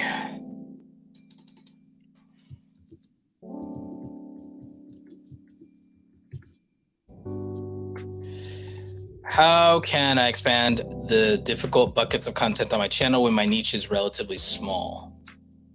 Oh my God! Somebody in the chat said that Emily had one of her stream, she has her stream for tomorrow scheduled, and there are already 100 people waiting. Oh, I don't doubt it. I wouldn't be shocked if it's more, like, in a very short period of time. I bet. Like, okay, so Poop Scoops for Noobs is a pet waste disposal channel. So it's like, so it's for people with pets. So here's the thing about your niches. The good news is there will always be people with pets. There will always be people with pets. The thing is, what you're making is content around the pet waste disposal industry, which is, so your niche is not something that the niche can grow by itself. Here's what I would say. If you want to grow, and it looks like you kind of know this, is I think if you make very interesting and maybe the real pet scoop your way to financial freedom. So you're trying to get people into this industry. The thing is, I think that this is something that there's a hyper niche market for. This might be your area of expertise and it's the thing that made you money, but I'm not sure, this is one of those very smart businesses that's niche, but it's not as accessible as, say, someone going into the laundromat business, although you could use them as a template, or into the lawn care business, because the thing is, it's waste management. Waste management is not something, even when it makes good money, that let's face it, most Americans are not going to do as many of these dirty jobs. It's hard enough to get people into HVAC or plumbing. Now, granted, with those things, because of the equipment involved, you can technically get people to watch content about HVAC and plumbing, but the thing is, even with HVAC and plumbing, Viper, the videos that get views in the plumbing space, look at our friend Roger, the expert plumber, Roger Wakefield, it's spectacle videos. It's like Orbeez down the drain. That's something it's people, watch that, are taking the whole, sink apart. People watch that. There's spectacle content, right? I think the answer to this one is, you're trying to teach people about this business, but it's a very specific business, and you have gotten more views on some videos than you have subscribers. So I don't want to sound too discouraging, but the thing is, I think that being hyper focused on this business instead of turning it into interesting content that someone outside of this business could still watch is where the difficulty lies. So I think you'd have to make some kind of spectacle content that is very interesting to a casual person on YouTube just killing time. Yeah. Because I think that the upper limit the upper limit to content that's focused on this as a business is a little rough. Because the thing is, if you said, oh, I have a power washing business, I have an HVAC business, I have a lawn care business, I could see specific strategies and ways to grow that, because there's enough people who understand what that is in a more general way. And again, it's a job that isn't necessarily where they're going to be turned off by it. But a lot of Americans, they just don't want to do dirty jobs, if I'm being honest. Also, I think he could use a little work on the thumbnail too. Absolutely. Way too many thumbnails. Absolutely. It is a little hard to read. That is a big factor. It's a little hard to read. A lot of the text you can see actually goes into the timestamps, so it cuts off, so it's hard to read. And then the lime green is actually really hard to read. The white's easier to read, but there's also too much going on sometimes. So, I mean, it's rough because of the niche. This is mad specific. So I would go to more spectacle content. I mean, the reason this business does well, and I have no doubts about the money you make on this business, I could see it, is because like people really care about their pets. Before my dogs passed away, I was like very into my pets, and people spend money, all kinds of money to take care of their pets. So again, it's a great niche for making money as far as the business itself. As far as making that into YouTube content, the only way even an actual waste management company, it would be spectacle, and be because they have these big old trucks, you know, and because they could literally have dumpster diving videos, and that would be the spectacle content. If you had a traditional waste management company, like that would be the reason, you know. The reason if somebody does septic tank work, the thing is they could literally make it almost like a lost footage type thing, where they literally are going into the bowels of a septic tank or anything, or pulling reptiles out of it or something like that, or look like they're in the sewer. That's the reason that those things could do. So like it would come down to some form of spectacle content for this niche. At least that's my opinion on it. That's my take. Yeah, you're probably right. Yeah, I think you're right. Because that topic in and of itself is not that interesting, but if you can make content around it that like screams, "Look at me," then yeah, you have a chance. Yeah. Like, and again, I don't know, because like you also have to be careful, because there might be stuff with this that could run into like some of YouTube's community guidelines. Mm-hmm. Because these days, the thing I worry about with YouTube's community guidelines is because it feels like they're moving the goal closer and closer to community guidelines that might literally come down to, did you trigger somebody? Yeah. And so I'm becoming concerned about the ability to sometimes okay, what can we make? So I'm starting to worry a little bit about it. I'm not going too far on that one, but it's like, it is something I'm starting to think about. Because like I'm thinking about it from the perspective, there was a channel I was talking to, and they do news, but they cover like traffic accidents too and stuff like that. And like YouTube's been like bringing down the hammer on them, and they're not trying to trigger people. It's like they're literally showing you what happened, and it was like news coverage, and it's like, you know, I mean, what are you gonna do? But this channel, this is dope. This is dope. Is like Gabe? These thumbnails is like, yeah, that's what you do. This is like a masterclass right here. This is like, yes. Gabe, you out there, Gabe? Oh my God, it's Gabe. What's up, Gabe? Gabe works for. I think this is the company they work for. So like, this is dope. Okay. Let's see what they're up to lately. Ooh, yeah. This is like, no, they're doing like, what do you want to review for? This is great. This is what you need. This is what you do. This is what you do. Yeah. These thumbnails are the level that pro YouTubers aspire to. You're making it pop. You're making it interesting. You're using the arrows correctly. You're making colors that work. These titles are really good. I would make more spectacle content. Like I hate that I have to say yet again, make spectacle content, because that's what's going to really get casual people who aren't thinking about free skating or skating in general into this, is going to be spectacle content, as well as collabs with YouTubers that exist outside of the skating niche but might be into this or into sports culture. So like I would team up with like some parkour YouTubers or parkour TikTokers. Parkour TikTok is sick. I actually like, the thing I will watch on TikTok is I will watch parkour videos. Like, hey Gabe, if you come back to visit some of this year, I might give you a viral video with these. I might try these out and buff my behind. because I came up with these, yo. I came up with these. Oh, like free skate fails. Right. That could be this like, but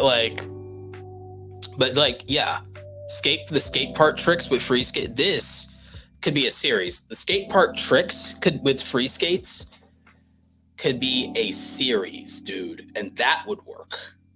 Yeah, these thumbnails are legit though, definitely. Like, and if I don't see a video here on hitting a backflip with free skates. Ain't nobody trying to kill themselves, Roberto. Exactly. Oh, he said exactly. I see what you did. Exactly. But if you do it, here's the thing. I watched someone hit a backflip with rollerblades type video, and I was engrossed. I was engrossed in watching the process of 64. Make a better thumbnail and do this video again on these ramp videos. Oh my god, yeah. So again, I think these thumbnails are dope currently right now. I think that it's about spectacle and concepts, and the tutorial stuff is good. Do more tutorials. That's bread and butter content. Make sure there's tutorials coming out every month for sure. But again, I would do some spectacles, some stunts, some tricks, some flicks, some ramps, challenge videos. Look at this. Challenge videos. Yeah, challenge videos. How-to videos, sure. Make sure you're getting that out every month. But challenge videos. Absolutely, challenge videos. And get some big YouTubers and get them on skates. There you go. You understand the assignment, Gabe. Oh man, Roberto, man, I appreciate you having me, my dude. All right, appreciate you, Viper. I've got maybe 4 or 5 more that I can see so far to get through. So I've got these 2 early reviews to get through, and then I have some more recent ones that came in. So I'm going to be here for a couple more minutes. But Viper, thank you for joining me on the stream, my brother. No problem, man. We have to catch up again sometime. All right, take care. All right. Let's see if there's...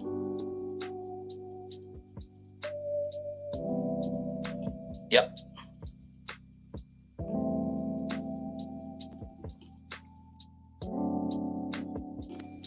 Let's see.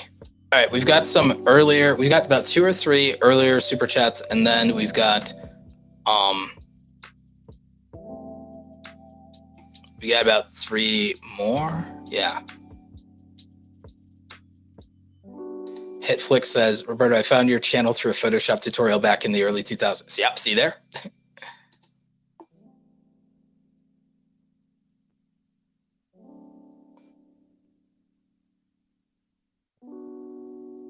Let's see. Yep, absolutely.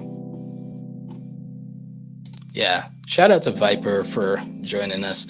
All right, so let's see. Overseer PC. Struggle with thumbnails and titles, overcrowding it. I'm a PC benchmarking channel, specific hardware and actual gameplay performance. I haven't tried to evolve it over time. If it's specific gameplay performance, I'd be making thumbnails that actually have some aspect of the game. Let's see what you got going on. Or I would, again, be making thumbnails that have PCs in them, because that's always like using PC builds, and then I'd be looking at that potentially. But let's see what you got, and let's see what's performed for you, because the answer is always, oh, let's look at what performs. So first of all, I would do, and I'm going to bring you up. First of all, I do think the branding here can be better. And I also think that profile pic could also use some love. Just like branding matters. I know a lot of people don't think branding matters, but again, for me, when I see a channel and I go to a channel or someone recommended a channel, because you got to count for word of mouth or someone sharing your content, and I go and I see someone put really effort in, it makes me feel better about the channel. It makes me feel like, okay, if someone put this much effort in, it's a channel I might subscribe to. So here's the thing. With you, it's been the hardware that's been popping your channel. Look at this. It hasn't converted to subscribers because I think a lot of people in your particular genre of content are coming in, getting what they want, going out. But the thing is, you're probably monetized. So, it'd be nice to get more subs, but you're monetized. And so I'd be interested in your retention rates, but it looks like for you, the big thing was hardware more than just gameplay. And it does look like you're at least doing something well with gameplay. Now, recently, it looks like you haven't been hitting as much the new and relevant most searched hardware, because look at the difference. The difference in the views on the RX 6700 XT on Warzone, like that mattered. And again, picking specific ones. Now, here's something that's interesting. These PC builds list actually are getting views for you and it's probably converting in affiliate dollars too. So there might be something there. It looks like you've been doing more streaming. So maybe your community's hanging out with you more. I don't think you need to do YouTube Shorts. I don't think YouTube Shorts is going to work for your thing. And again, 1,000, 2,000 views on these. This is not bad at all for your channel size. It just looks like evergreen in terms of evergreen, that some of these, when you could hit new GPUs as they were coming out and certain desirable GPUs for games, it looks like you were getting more views because of timing.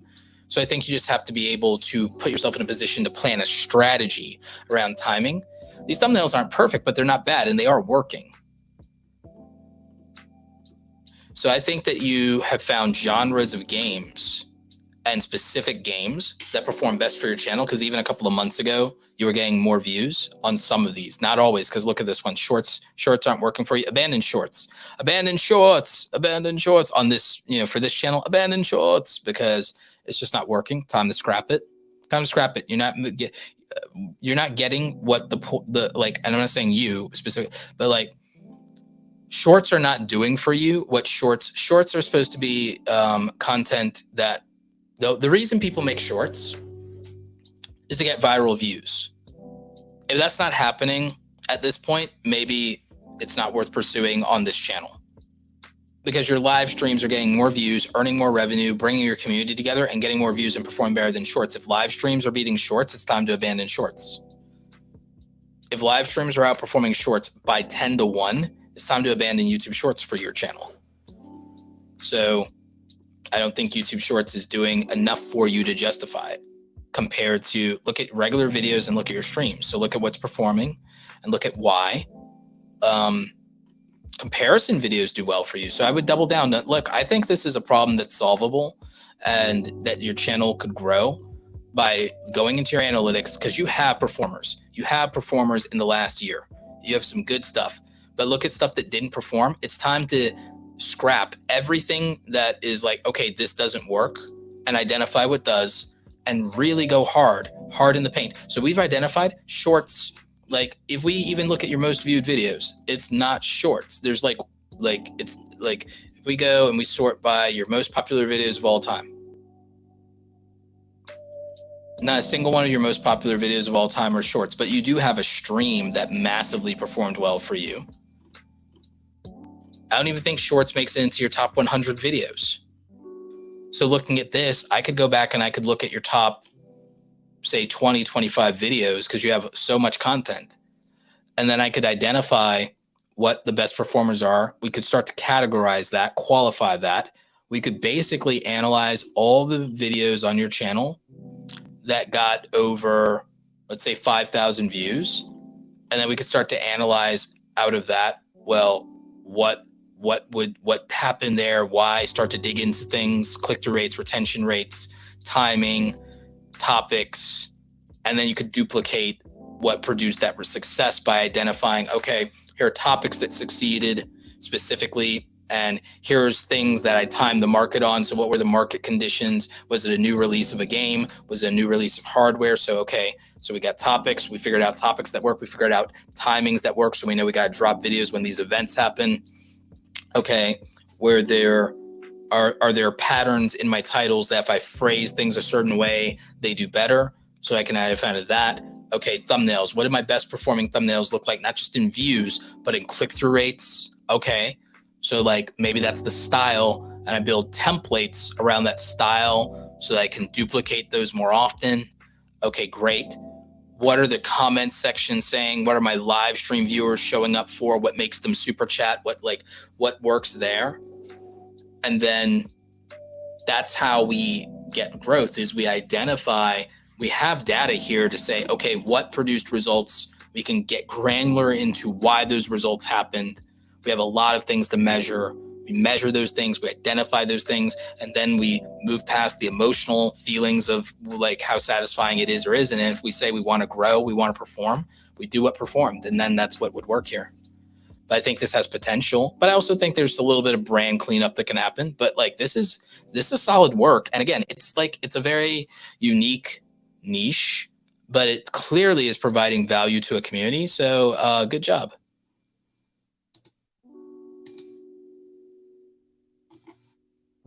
Okay, we got another super chat.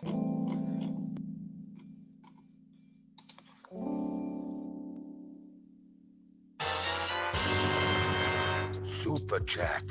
But we're gonna also close reviews here, so I'm gonna put the ticker on. No more channel reviews. So that's gonna be you're gonna get the last one. Square Biz, I'm gonna get to you. I have to finish up these other ones, but I'm gonna get to you, Square Biz. Don't worry. Let's see.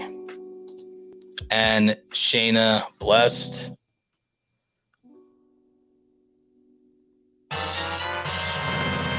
Super chat. All right, so I found yours.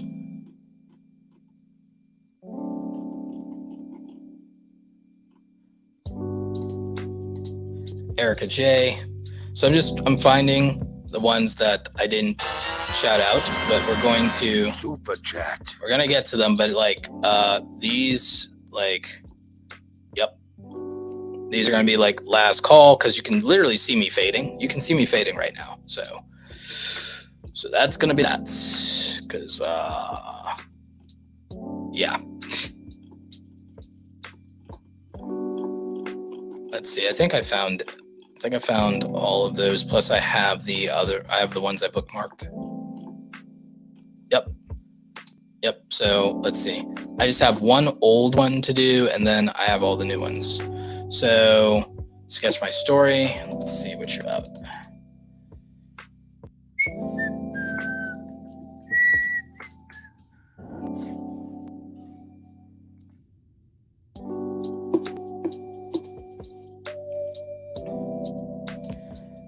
I illustrate, animate true comedic stories. Each episode features a different guest collab telling their own crazy story and experience, entertaining viewers through the power of laughter and storytelling. Okay, so you got 19 videos so far, 300 subscribers. I'm going to look at this, but I'm also going to tell you that I think trying to find things that are relevant culturally or pop culture wise is definitely a way to go. Or things that can be very interesting. Like, again, maybe focusing on ghost stories could be the more interesting route to go. By the way, if you're enjoying the music, don't forget, we've got Zenbuster Music YouTube channel linked down below. That is my lo-fi channel where you can enjoy some of this fabulous music. In fact, we're going to switch up the song here.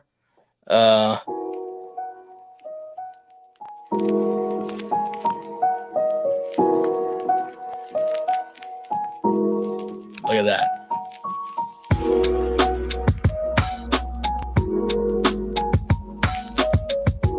So yeah, you can enjoy these tunes and more over at youtube.com/ZenbusterMusic.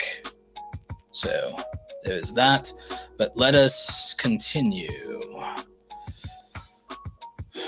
So we've got Sketch My Story. Real people, real stories, really funny. Mary animates your most epic tales. Okay. 19 videos. I mean, like I said, usually it takes people to get anywhere, to find their rhythm, to find what they're doing. It takes them 100 videos. Views are pretty good so far, in my opinion. Again, it's hard for small channels. Most people don't get these kind of views starting out. So again, you're doing something pretty cool. So I think it takes time. Let's click on one of these.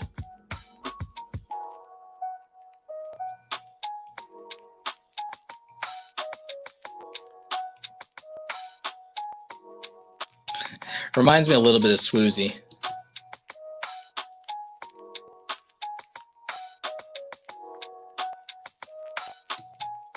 Yeah, this does remind me of Swoozy. So I think it's just that you're early. Honestly, I think it's just that you're super early in your content.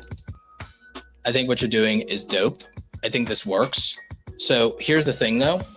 I would tap into things if possible in terms of like some of these story time requests and stuff like that into things that could be more, say, relevant or can involve pop culture. I mean, look at this. Your best thing is Hulk Hogan. It's a classic icon. I grew up with Hulk Hogan. Who doesn't know about Hulkamania? So like, think about this. Look at this. This is an outlier. So, and I don't think it's because it's Brad Williams. I think it's because it involves Hulk Hogan. Okay? It involves Hulk Hogan. So if you can tap into things that have some cultural relevance or significance, then you can get these outlier performing videos and views. And so if every video that you did going forward, let's say you're doing a video a week. If you did a video a week, and it's like, yeah, or if it's every month because you're an animation channel, it's rough. Okay, but think about it. If you did 12 more videos and they all got 10,000 views because they were all significant culturally in some way, your channel does infinitely better if you can pull that off. And then there's a recurring, like then there's enough momentum behind the channel to really grow it. So again, I think that that's the key here is out of all of your content, the thing that can immediately draw someone's attention, if it's a random person in YouTube who's never heard of you, and this is the key to all of you. The key for all of you is, how is it that a random person that doesn't know me can get excited enough to click on my video instead of every other thing they could be doing with the next 5 minutes? They can do anything with the next 5 minutes. What would be enough to get them excited about my video? See, that's the key. Like, that's the key. And if you can do that, then you have something.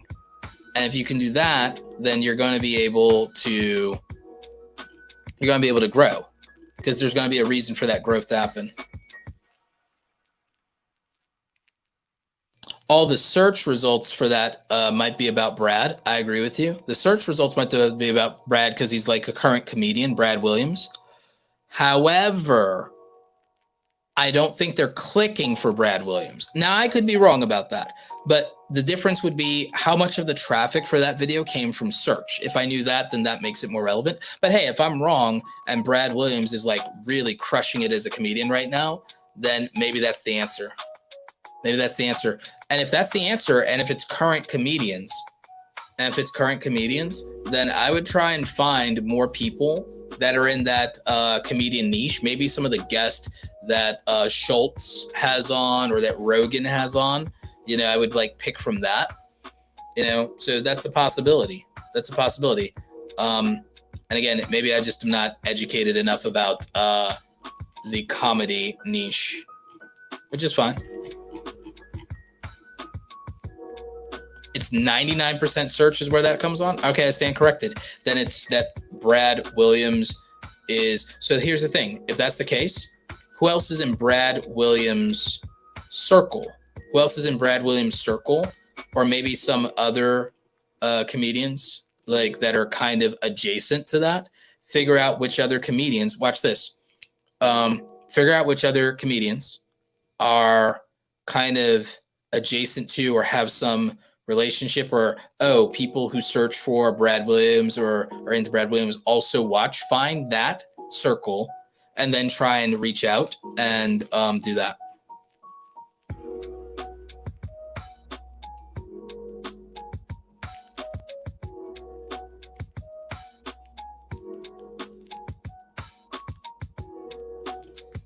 Yep. Okay. Yep. So yeah, that's my current thought. let's see. Okay, I'm looking through the remaining super chats. I did Dear Gamer, I did John, I did Her Healthy Home. Okay, so I'm gonna work backwards again. There, like, don't worry, I'm not skipping people, but it's like I'm gonna work backwards again. So I'm gonna look up Erica's channel. I'm gonna work backwards again. It's because it's easier to keep track of with my system. Thank you to Streamyard for making my life easier. I'm a fashion, self-care, lifestyle channel. I feel like I'm doing something wrong. Please don't count my highest viewed video. I just use that as an ad for my business. My goal is to sell shapewear and clothing from my boutique. Okay, cool. Let's see. 1.5K subscribers, 79 videos. Okay.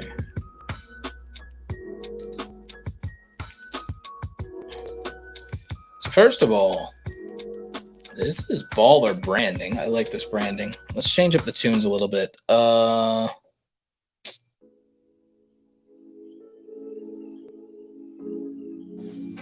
Yeah, let's change up the tunes a little bit. So this is good branding. And I like these thumbnails quite a bit. I do like these thumbnails. Let's oh, and you got some shorts. Okay. And you're using the short shelf. Okay. Shorts are working for you. YouTube shorts are working for you. They're not working for everybody, but they are working for you. They're outperforming your regular videos by a lot. That can feel discouraging, but it doesn't mean you should stop doing regular videos to only do shorts, though, even though it can feel discouraging that like most of your views are shorts. You did say you had a video that was an ad for your channel, so I will ignore that, the big outlier views there, because okay, those are ads, which is okay, but don't spend money on well, actually do spend money on ads if they sell the business. If it is selling a product, you can buy ads, but not to grow the channel. Ads don't grow channels. Y'all listen to me. Don't buy ads to grow your channel. Only buy ads to sell products. Only buy ads to sell products, never to grow your channel. Maybe to grow your email list, definitely to sell product, never, ever, ever to try to grow the audience. It doesn't work. Ads don't grow audiences. They sell things. And that's the point. And that's how you make money back. You can't make enough money back from ads if you got view. Like, it doesn't work. Stop trying to buy. No one. And this is, by the way, Erica's not doing this. She's spending ads because she has an actual business that would benefit from ads. So don't do ad spending if you don't have an actual business or a product to sell. Only do ad spending if you have a product to sell. So Erica, your performance, your best performance, a lot of it is these YouTube shorts, which is great because it's actually working. But the thing is, a shorts audience is not an audience for the regular videos. I don't think you should abandon regular videos, but I do think looking at your best performing videos, once again, you need to identify, out of the ones that you know weren't ads, you need to identify what is working and performing the best. Now, given your audience size, I would say the hauls and lookbooks and product stuff is doing the best. That makes sense to me because products are a fantastic play for growing an audience because there's a built-in audience that happens around product reviews and haul videos and lookbooks, because those are consumers, and it's good for you to build a consumer audience because you already have a company that sells similar products. So this is actually really good for you. This is like, this is actually fantastic for you. And you said that only the first one's an ad. So if the rest of them, then transformation videos clearly can also be the best for you. And then if you can actually use the phrase like curvy girl, that seems that like that has a built-in audience, I think, because then that's a niche within itself. And that's identifying your viewer and saying, oh, that's for me. I'm going to click on that. That's for me because I'm a curvy girl. I'm going to click on that. Okay, that's what that would be. So make videos. I would say that could be a title that could help clearly because that's a performer. And again, before and after videos tend to do well on YouTube. Transformations, before and afters do very well. but also product-based videos build a consumer-based audience. So I would say that is ideal for you. And I think that the shapewear videos that show before and afters and that show different angles, those could do well, and those seem to get clicks. Because again, I'm satisfied with the clicks on that and with the YouTube Shorts, considering the subscribers here, that you're actually doing better than you might think. You're doing better than you might think. For a channel like this, again, if a video was getting 100 views, I would be like, okay, this video is doing fine. It could be doing better. But if a video gets 100 views, I'd be like, okay, let's look at some data. That's good. It's not a failed video. It's not a failed attempt. Let's look at some data. Let's see if there was anything we could do better. Let's look at the click-through rates. That would be a big thing to me. If something gets less than 100 views, though, I feel like I have to revisit it. And I feel like, okay, we got the topic wrong. We got the title wrong. We got the thumbnail wrong. We got to look at this. Let's see if this can be revived in any way. Let's see if it makes sense. Or let's see if we have to take another shot at this idea. But most of your videos have over 100 views. So I think it's a matter of then looking at, okay, well, what about my videos that got over 300, 400, 500 views? Is there a way to do more of what people are responding to the most? And see, that's the key for most of you. Most of you have to get really ruthless about your content. A lot of you have to get much more ruthless about your content and say, I will do what people respond to. And that's not always fun advice. Not even for me to give that advice, by the way. It's not always fun for me to give that advice, but it's the truth. The truth is, YouTube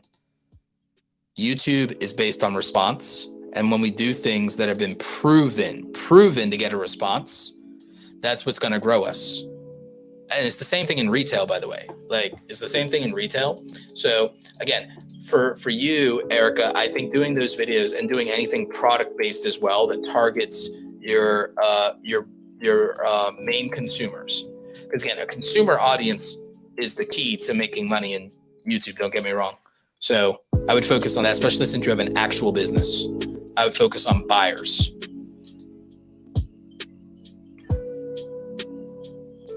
Sheena Blessed. Okay, we're bringing up your channel. It's hard to give you some advice and know how well your channel is doing because you're hiding your subscriber count. So it's a little hard. I will say that I feel this banner isn't the worst banner I've seen. I think it can be a little bit better. It's cleaning and organizing hauls. I would make the banner something that shows a little bit more of the cleaning and organizing. My first comments and criticism are of the thumbnails, of course. And the issue I have with thumbnails, one, I cannot tell you how well your channel is or isn't doing because of you hiding the subscriber count. So I'm assuming the subscriber count is under 1,000 if you're hiding it, which you shouldn't be. It's fine to have your subscriber count. But what I will say is it's hard to read your thumbnails. It's actually impossible for me to read your thumbnails. So that's something that has to change. Even though you're getting views on them, you could be getting more views if your thumbnails could be readable. And a lot of these are too cluttered. So again, you're getting some views, but the hardest thing in the world for me is literally just to read the thumbnails. So that means the titles are at least working for you. So your titles are probably perfect. The thumbnails are unreadable. I would change the thumbnails to be more readable. I would prioritize them for mobile, but it's hard for me to contextualize more advice to give you than focusing on that, which you may or may not want to hear, because I can't know how well your channel is converting viewers into subscribers without seeing the subscriber count. And if it's impossible for me to read on desktop, it's impossible for someone to read on mobile, which means for the views you got, it's possible that for the views you got, it could have been twice as much if the thumbnails were readable. For the views you got, if the thumbnails were something we could read and the visuals were easier to understand what's going on in the video, if the video's thumbnails were easier to understand and easier to read, whatever these views are, it could have been twice as many views. It might have been able to do 3 times as many views. So like that's a big deal, because to me, these might be for your niche. These might be perfect titles. To be honest. These titles might be a 5 out of 5, but the thumbnails I think are like a 1 out of 5. But so imagine if you have titles that are a 5 out of 5, but a thumbnail that's a 1 out of 5, but you're still getting views. Imagine if the thumbnail was a 5 out of 5. So I would look at the organization and home cleaning niche, and then look at what the perfect thumbnails are for that. And if anyone's wondering, well, how do I know what a perfect thumbnail is? Find your niche and find thumbnails that are getting 1 million views, even if someone doesn't have 1 million subs. And that tells you, oh, that's a 5 out of 5 thumbnail. And so then you could use that to kind of redesign your thumbnails. And then you can kind of know, okay, you have 392 subs. So here's the thing. If you have 392 subs, this is actually doing pretty good. It's actually doing really good if you have 300. If you have like less than 500 subs, then this is doing really well. So congratulations on that. But I just feel like it means you could be doing better. And I don't think you need to hide your sub count. I really don't. You don't need to hide your sub count. You're doing fine. So don't hide your sub count. Unhide your sub count. Focus on making better thumbnails, and your content will perform because you have something going on here. Something is resonating with people. Just make your thumbnails to where people can read them. And then I think it does better.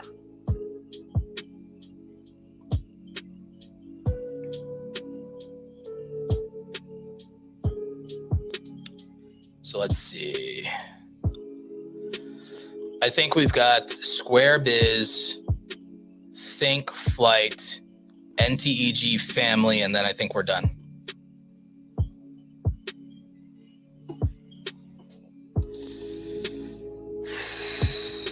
Oh, it's been a long night.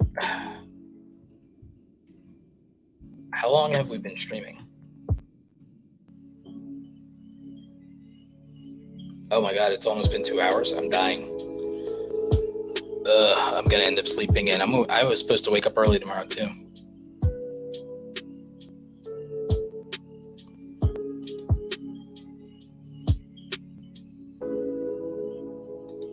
But I'm not doing that. I'm not waking up too early tomorrow. I'm getting my 8 hours.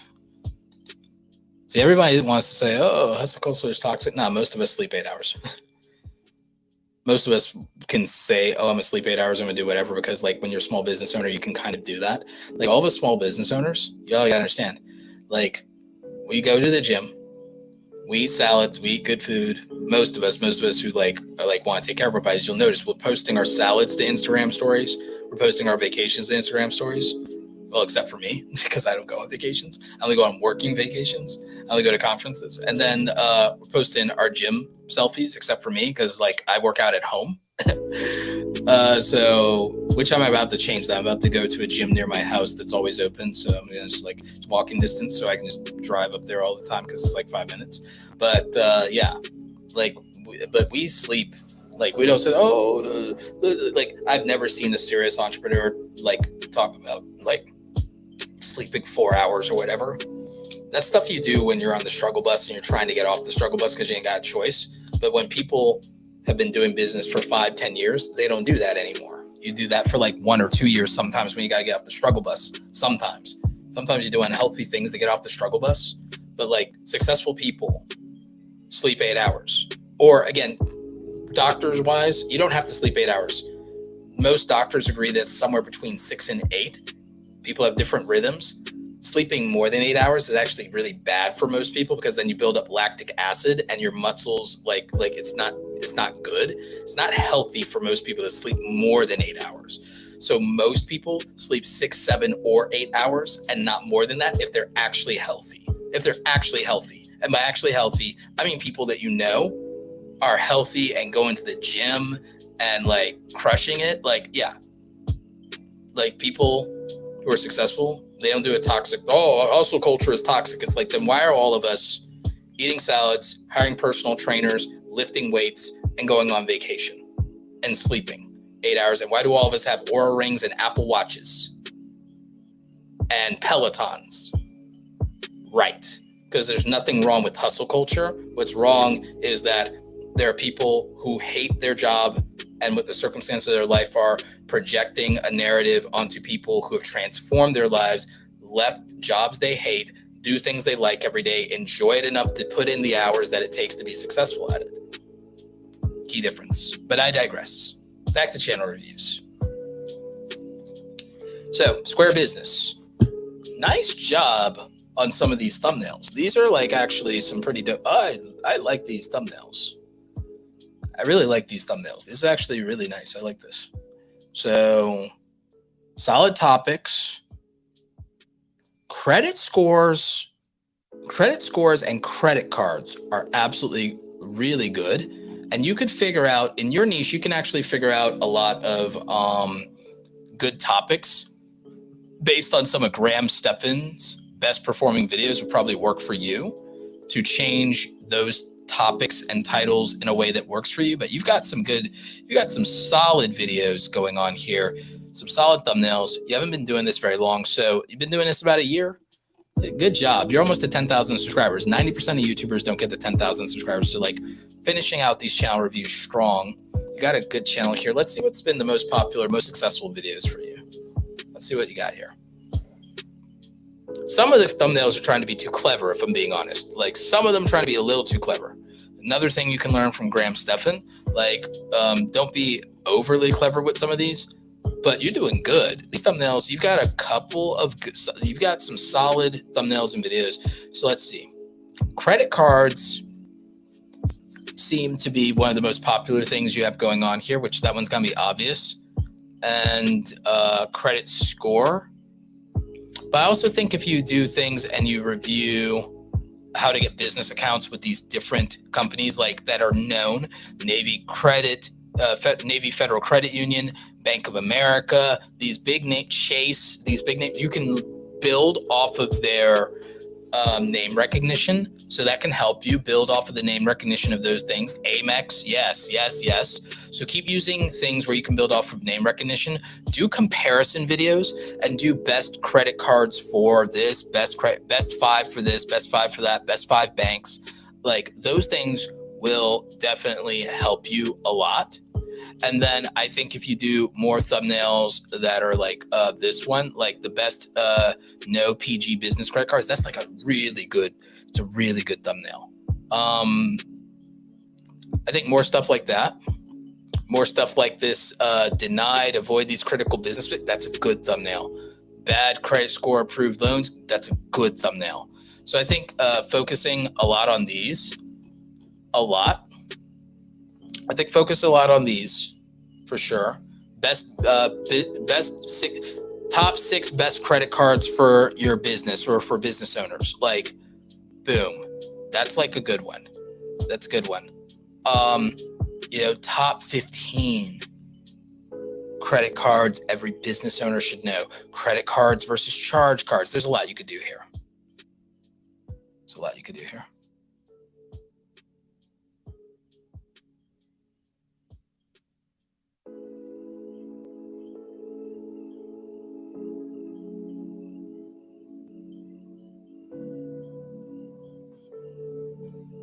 So yeah, I think this really,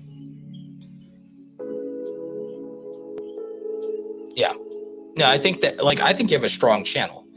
Oh, you know what would do really good for you? How to get approved for, and then you do every one of these major, like you seem to be on that track. So the main thing you're getting from me right now is validation and confirmation. The main thing is also though, make sure that you're trying to make thumbnails that are 5 out of 5, because some of these are a 2 or a 3 out of 5, but you have a lot of thumbnails that are 4 out of 5, a 5 out of 5.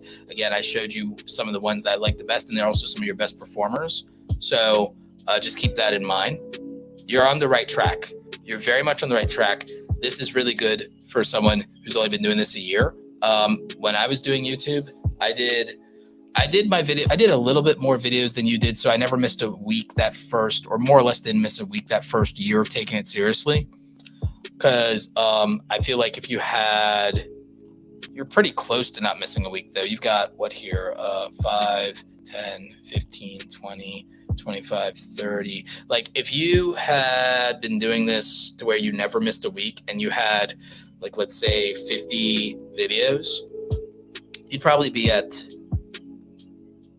10,000 subscribers right now if like you've been doing it for a year and never miss a week. You'd be at like 10,000, which means your channel is about what I did when I got started. And then the next year I did the same thing, basically got the same result and got to 20,000. But then when I started really stepping up and doing 3 to 5 videos a week, that's how I went from 20,000 to 75,000 in a year. So like I didn't blow up my channel by going viral or nothing. I just did slow and steady wins the race and chug. I did videos for 2 years, once a week.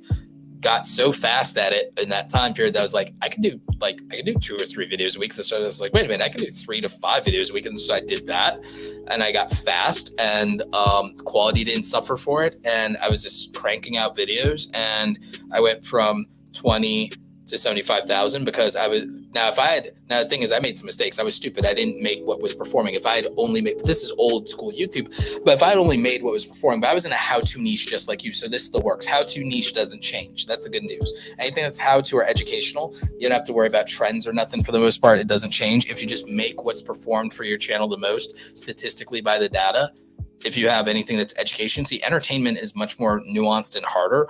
With the education content, all you have to do is narrow in to the types of things that those viewers want to watch and then only make that, and then get really fast and really good at making the best quality version of that, and then get from 1 video a week of high quality videos to 2 to 3 video a week of high quality videos, and then channel grows and explodes. And if you ruthlessly only focus on what's performing, it grows even faster. That's what Ali Abdaal did. If I had done that with any of my phases of my content iteration of focusing on what's performing and making nothing else, instead of trying to be in my feelings and making whatever I want, if I just focused on what was performing, my channel would be over 1 million subscribers.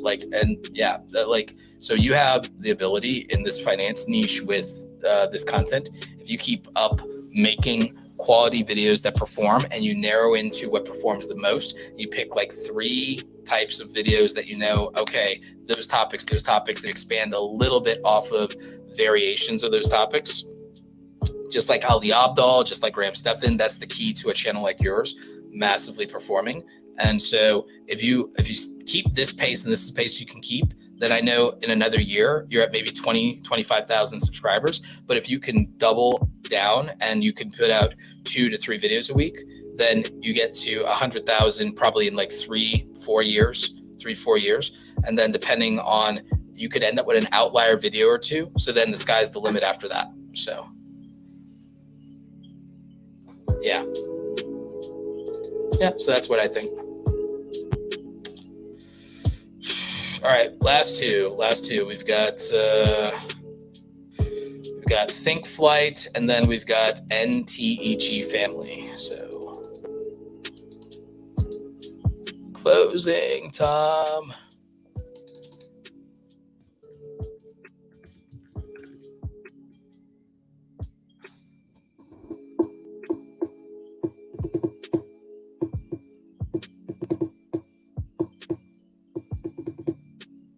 Think Flight has 15 videos and 30,000 subscribers. Let's see.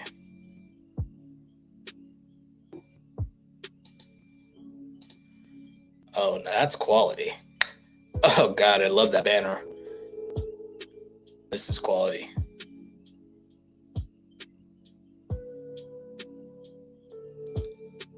Oh my God, this is enjoyable to watch. See, that's like the secret to this channel is enjoyable as hell to watch, even if you are not like specifically a fan of this niche by itself. This is just enjoyable to watch. I'm subscribing. This is just enjoyable to watch. Now, these are good thumbnails for these are interesting thumbnails. I see you made a channel trailer. These are interesting thumbnails for almost anybody. Like these oldest ones, not as much. They're not as interesting, but at least you can kind of see a plane. But you obviously got better at it over time. In terms of thumbnail strategy, you're getting close. All of your thumbnails should be, think what Mark Rober would do. Because your content could be that. Your content could be a lot more like Mark Rober. So look at these. World's first autonomous ground effect. So the ability to make a video like this is already very difficult. But the thing is, when you can do something first, or like what I would do at your channel, is I would find world records and I would try and break world records. I would literally, with this particular channel, try to break world records and see if there are any world records I can break. Because I promise you, if you can find world records that you can break, this channel becomes a 1 million subscribed channel. And this channel has something interesting enough and has the potential with what it is to do that kind of spectacle content. Yeah. Because this content is unique and it's impossible for people to duplicate.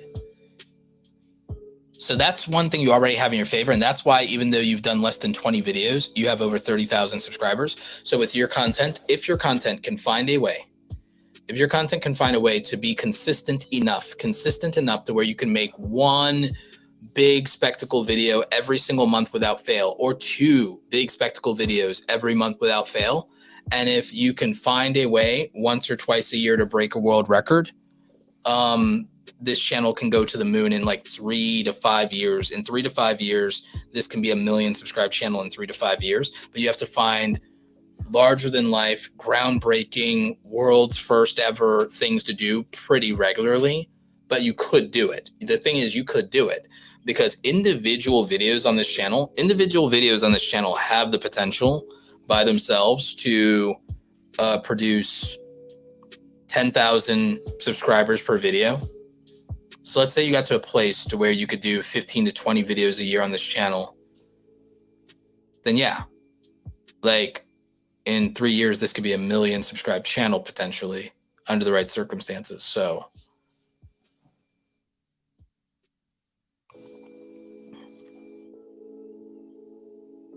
yeah.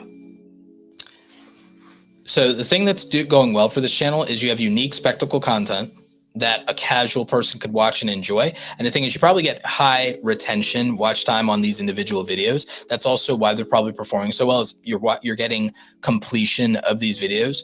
I would say for these videos, you need to get 75% completion rates for this to go big, 75 to 90% completion rates based on these videos. But I think it's possible for you to do that for what the content is. If you break world records and the videos are about breaking world records though, then all of a sudden, or if you have world's first, then you can actually get a lot of casual viewers like you did. You have almost 1 million views on one of these videos as it is. And so, and in 11 days, you got 100,000 views on this video. So like, if you can do this twice a month and you can do big spectacle videos twice a month, if you can do it, which may not be easy, and you can accomplish that,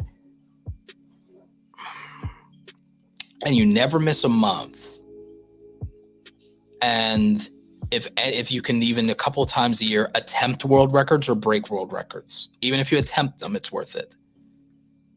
In 3 to 5 years, this can be a 1 million subscriber channel. That's what I think about this.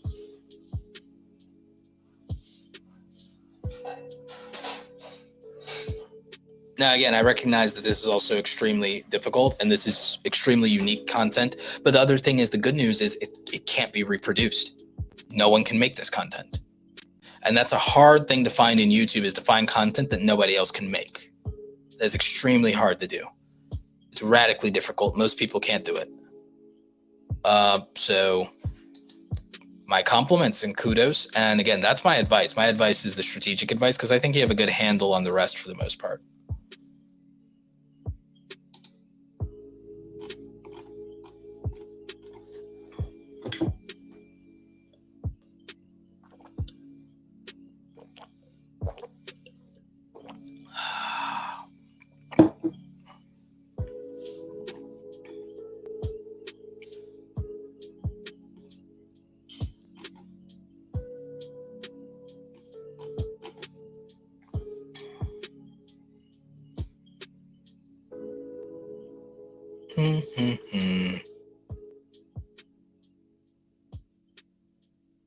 Let's see.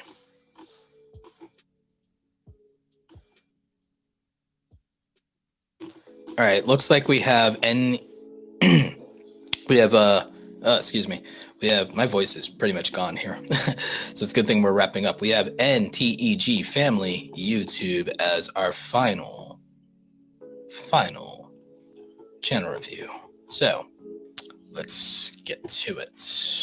And then we'll wrap it up.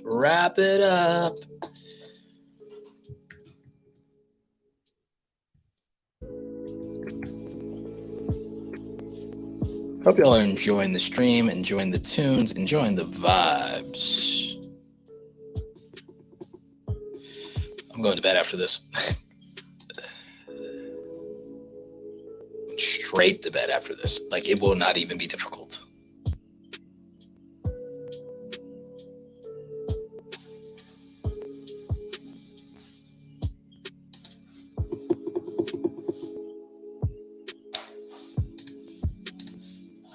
Okay, I do like the banner here, so kudos on that. Let's see what else is going on. 5K subs.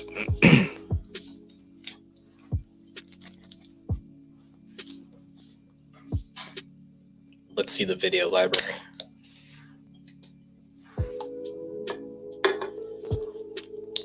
Strong community coming through for you. YouTube Shorts doesn't seem to be giving you much love. Yep. I hate to say it, y'all. For this channel, not for everybody, but this channel, abandon YouTube Shorts, abandon ship, abandon shorts, shorts overboard. Like, you're not getting what Shorts is supposed to give you out of this. So, and yeah, I know you haven't done a lot of them, but like, look at this. Your regular videos are getting like 1,000 views, 500 views. Regular videos, shorts aren't breaking 100 videos. I ditch them. Some people would say, "Oh, be patient, keep trying shorts." It's like, master TikTok, and then if you can blow up on TikTok, then I would say, okay, shorts is worth it. But if it's not getting views compared to your other videos, so I'm like not for it. I think because your channel is labeled as a music channel, I can't sort by most viewed, so all I can do is scroll through. So,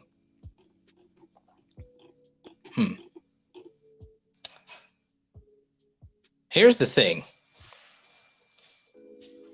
Your thumbnails can be better, but y'all have a community that comes through for you regardless of what, clearly. Because it's very rare for a channel with 5,000 subscribers to be able to pull 1,000 views in 11 days on videos and things like that, especially family integrated like videos like this. So my thought with this becomes that you have a community, you have a ride or die audience. So a couple of things. I'd start making channel membership like content for people that are ride or die, and like get 100 true fans to start and set a goal for that. And then that makes a reliable income stream. The other thing is, I would like, the audience might really get into things because clearly holidays and milestones. So find milestones and find important family moments and really lean more into those, because you guys have a real community. I mean, look at this newborn baby, 10,000. Our little girl is finally home, 10,000. So you see what I'm saying? It's the milestones. It's the milestones that really make people show up. Thanksgiving.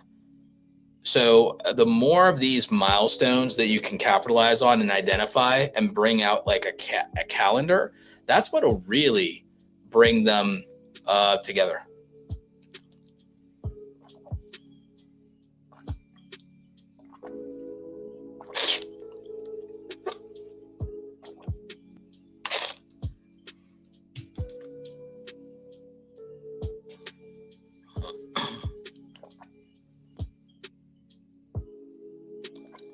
Elite landscape life stories. Just remember that my thing for getting to 4K watch hours, to get to 4,000 to get to 4,000 watch hours, remember I say it usually takes 100,000 views and it takes good average view duration. So again, if I think it takes 100,000 views on average to get to 4,000 watch hours, that's your indicator. Yeah. Let's see what's going on here in the chat.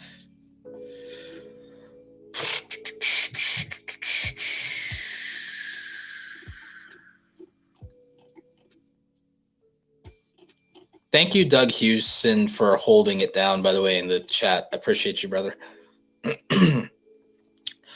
Square Biz, maybe do business credit and personal credit, because I think you can, because like, as you already know, you kind of do need both anyway. So I would definitely do that. I would definitely do that, though. I would do both. I would absolutely do both. Venus asks, do shorts help your channel grow faster? Is a good thing instead of videos? It is if it works. It is if it works. And that's what's hard. Let me finish this review and then we'll go to some general questions and then I'll go to bed. But my answer to this is there are things you can identify. And I identified that it's milestones and moments, family moments that are very specific that the audience comes through the most on. And it's not even close. So I would prioritize those and I would build out a calendar that lets you focus on like every kid's birthday, every family member's event, every anniversary, everything. And I build out a calendar and then start to try to really plan content around that. Cause look at this 10-year anniversary. That's like 13,000 views. Like it's obvious that people are really, you have a great community and they're really into celebrating the family and they love moments like this. Y'all are all dressed up in the same outfit for Christmas. Like this is the kind of thing, that's what people like. So I would put together a calendar that literally has all the birthdays, all the anniversaries, all the holidays, all the big events, all the moments, all the milestones, all the stuff. And I would like build out the content scheduling calendar largely around that. And so that's what I would do. But yeah, to answer a couple of questions, yes, like Venus, like I was saying, shorts work if they work.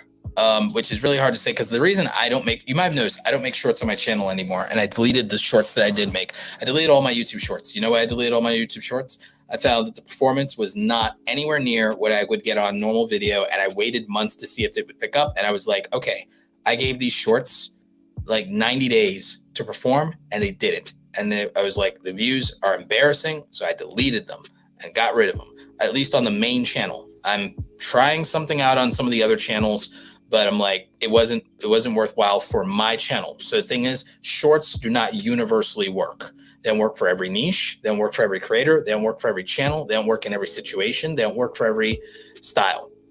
So it's fine for anyone and everyone, especially the smaller YouTubers, because of the opportunity that shorts can put you on.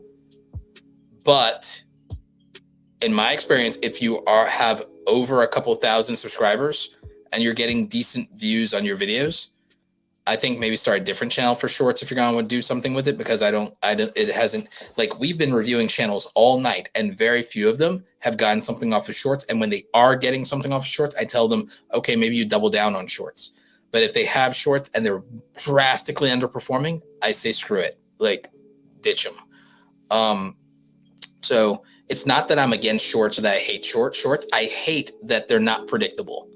I like, whenever I see something that has a predictable pattern, because I'm a career content creator and I focus on that and I focus on helping people become career content creators, full-time content creators, becoming a full-time business owner, becoming a full-time in your career, in your trade is always about predictability. It's always about predictable outcomes and managed expectations. And shorts is too much of a wild card for me to want to base things around it until someone manages to make it consistent for their channel. If someone's consistently performing and eating off of shorts, I'm fine with it. But if they're not, then they're not. And I'm like, I want to move to focusing on something consistent instead of chasing the new shiny object and something that's performing. We saw somebody whose live streams on tonight, someone's live streams was dwarfing their shorts and it wasn't even close. And I'm like, do more live streams. There's more money in it. And There's less anxiety in it, and it's much more predictable, and it drives the community and brings the community together. Focus on live streams instead of shorts if live streams are performing better. That's what I'm doing. I'd rather do live streams than shorts any day of the week, because live streams, y'all come through, y'all super chat, y'all spend time with me, y'all watch the replays. I can't ask for more than that. Even on the podcast channel, people donate super chats, and there's opportunities and things there. Shorts is so much effort for so little outcome sometimes that it's like, it's not really that exciting for me. Now, when shorts first got started and YouTubers were blowing up and everything, that was great. And some opportunity still is there. If it works for you, or if you're making shorts only content, or you're duplicating content from Instagram Reels and TikTok, by all means. I'm going to make some videos about YouTube Shorts, because again, I actually do need to fill out my my YouTube channel playlist, and I do need to make 10 videos before the end of the year addressing YouTube Shorts to really have enough content for people who care about YouTube Shorts, instead of just addressing it in these live streams. I really need to do that. I promise I will. But the problem I have currently with Shorts, aside from how little money there is in it relative to a regular video or a live stream, even though you can get it without monetization if you get views and you get the creator fund bonuses, and that's a big if. That's a big if. Even with that, and even with TikTok, it's like, it's so little money that for me, I feel like it's more worthwhile to do podcasting, regular uploads, live streams, build community. And shorts content is a very super hyper casual, flighty type audience. I don't feel the commitment is there. And also it's so new to the platform, and it's so chasing TikTok that it's going to keep changing in a way that makes it unpredictable for a long time, in my opinion.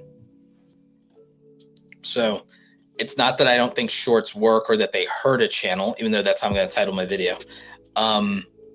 It's that I think that you have to have some reasonable understanding of the expectations around shorts. And I feel like you have to have reasonable expectations around shorts. It doesn't go viral for everybody. The people who are loudest about shorts are the few winners. And the majority of people have not had the success that they see others have with shorts. So, and it's not consistent enough.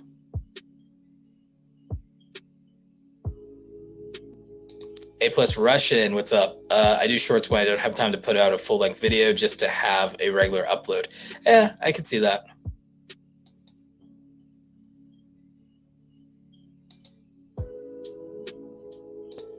Chantel Hills, live streams also build community, and we all get to know each other in the chat too. I agree.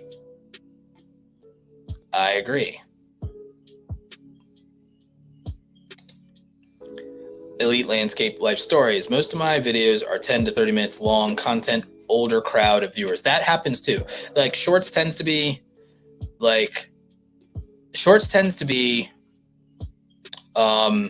younger audience, you know. It tends to be younger audience, and then again, it can have this outcomes. Like Hero says, it gave me 210,000 views, but I got 110 subs, but it doesn't work all the time, and some are very bad. Hero TV Japan, if you had gotten 20,000 views from regular uploads, you'd have more subscribers than you got out of the shorts.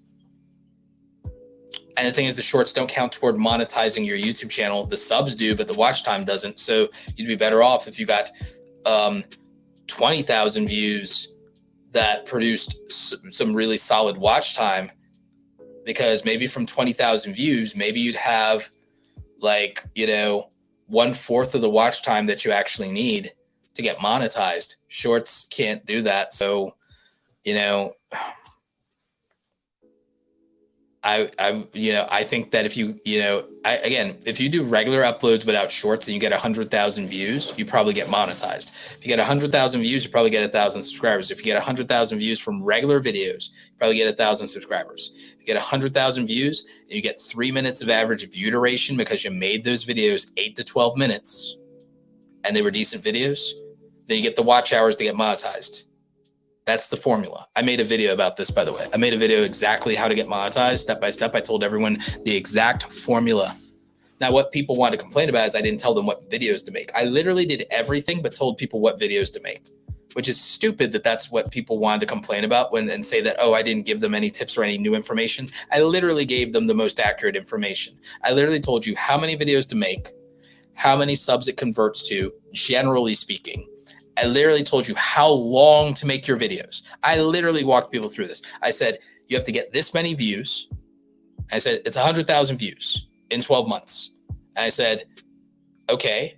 And that means you're probably going to have to make 50 to 100 videos.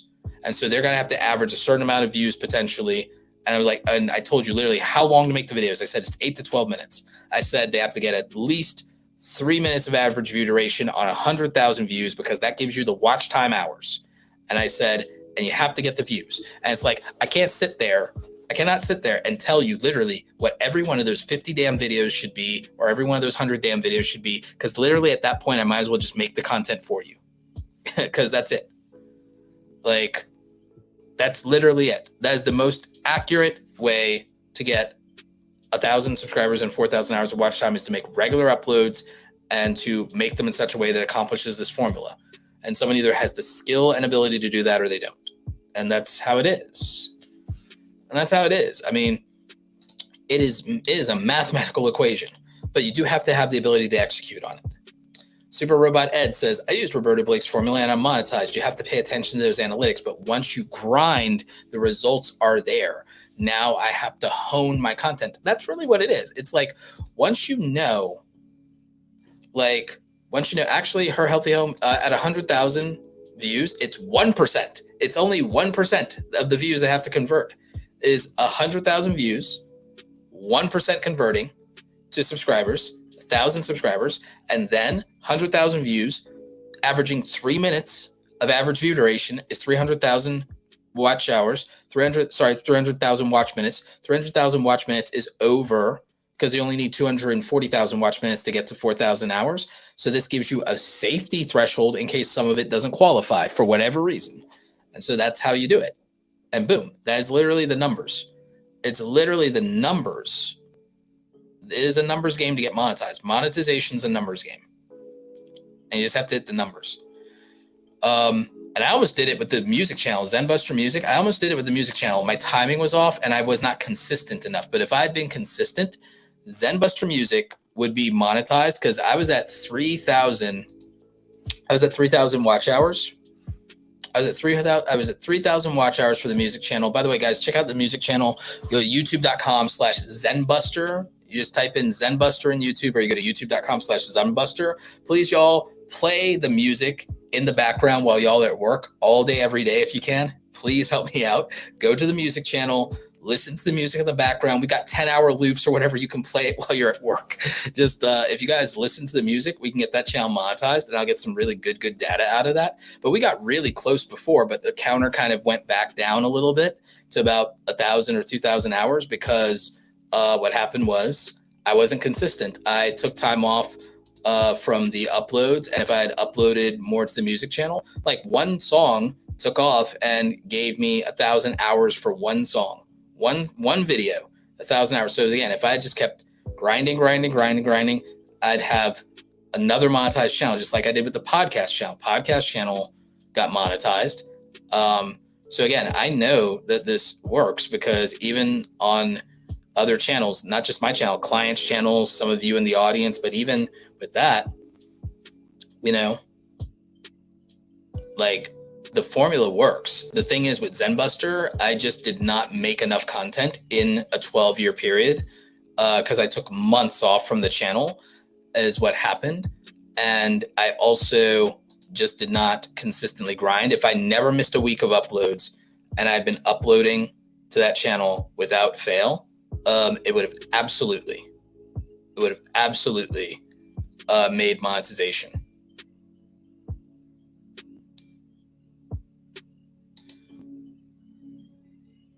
Yeah, the Zenbuster Music channel currently has 2,000 hours of watch time. It's qualified for everything else. I literally in terms of lifetime watch time, it had the lifetime. If I go to the lifetime of the channel, it had it, guys. It had the lifetime of the channel. It had the watch time. It had the watch time. And granted, there's like, yeah, it had the watch time. I just didn't get it in a 365-day cycle. I didn't get enough in a 365-day cycle. So it some of that fell off. The biggest amount of watch time, I lost it because I had to go back to just the last 365 days. So, you know, that's what happens if you're not consistent. You could get so close. We were so close. We were at like 3,600 hours, 370,000 hours, something like that. We were super close. We were like 90%. We were 90% there. Not even 75%, 90% there. And just, I did not stay consistent. And that's what happens. And so we missed another channel getting monetized. But if you guys check out the channel, you can listen to the music and you can support that way. It's really dope stuff. Been working on it for, you know, a little over a year. And just the pandemic was rough on me and I got behind on a lot of my goals. But we're coming out of the pandemic. I'm coming out of the pandemic. You're coming out of the pandemic, and we all gonna be all right. We're going to be all right. So, you know, I'm feeling much better. You guys can see it. I'm feeling much better. I've been coming back to these live streams with y'all. I've been uploading content a little bit more consistently, and that's gonna get better and better throughout the year. And then ultimately, we'll be in growth and productivity mode with the main channel again, and even with the other channels. Podcast goals back in full effect. Podcast every week, at least once a week. So yeah, but anyway, I appreciate all of y'all spending some time with me. It's been a pleasure to host y'all tonight, but it is late. It is after midnight. I have to go to bed if I want to wake up at a reasonable hour at any time. So yep, that's what I have to do. Anyway, you guys, really appreciate you. Thank you so much. Thank you to everybody who super chat. Thank you to everybody who stayed on the live stream, hung out with me for the last 2.5 hours. Really appreciate y'all. Stay awesome, and I'll catch you later in the week. Take care. Oh, by the way, replay will be available. Replay will be available. All right. Stay awesome. Bye.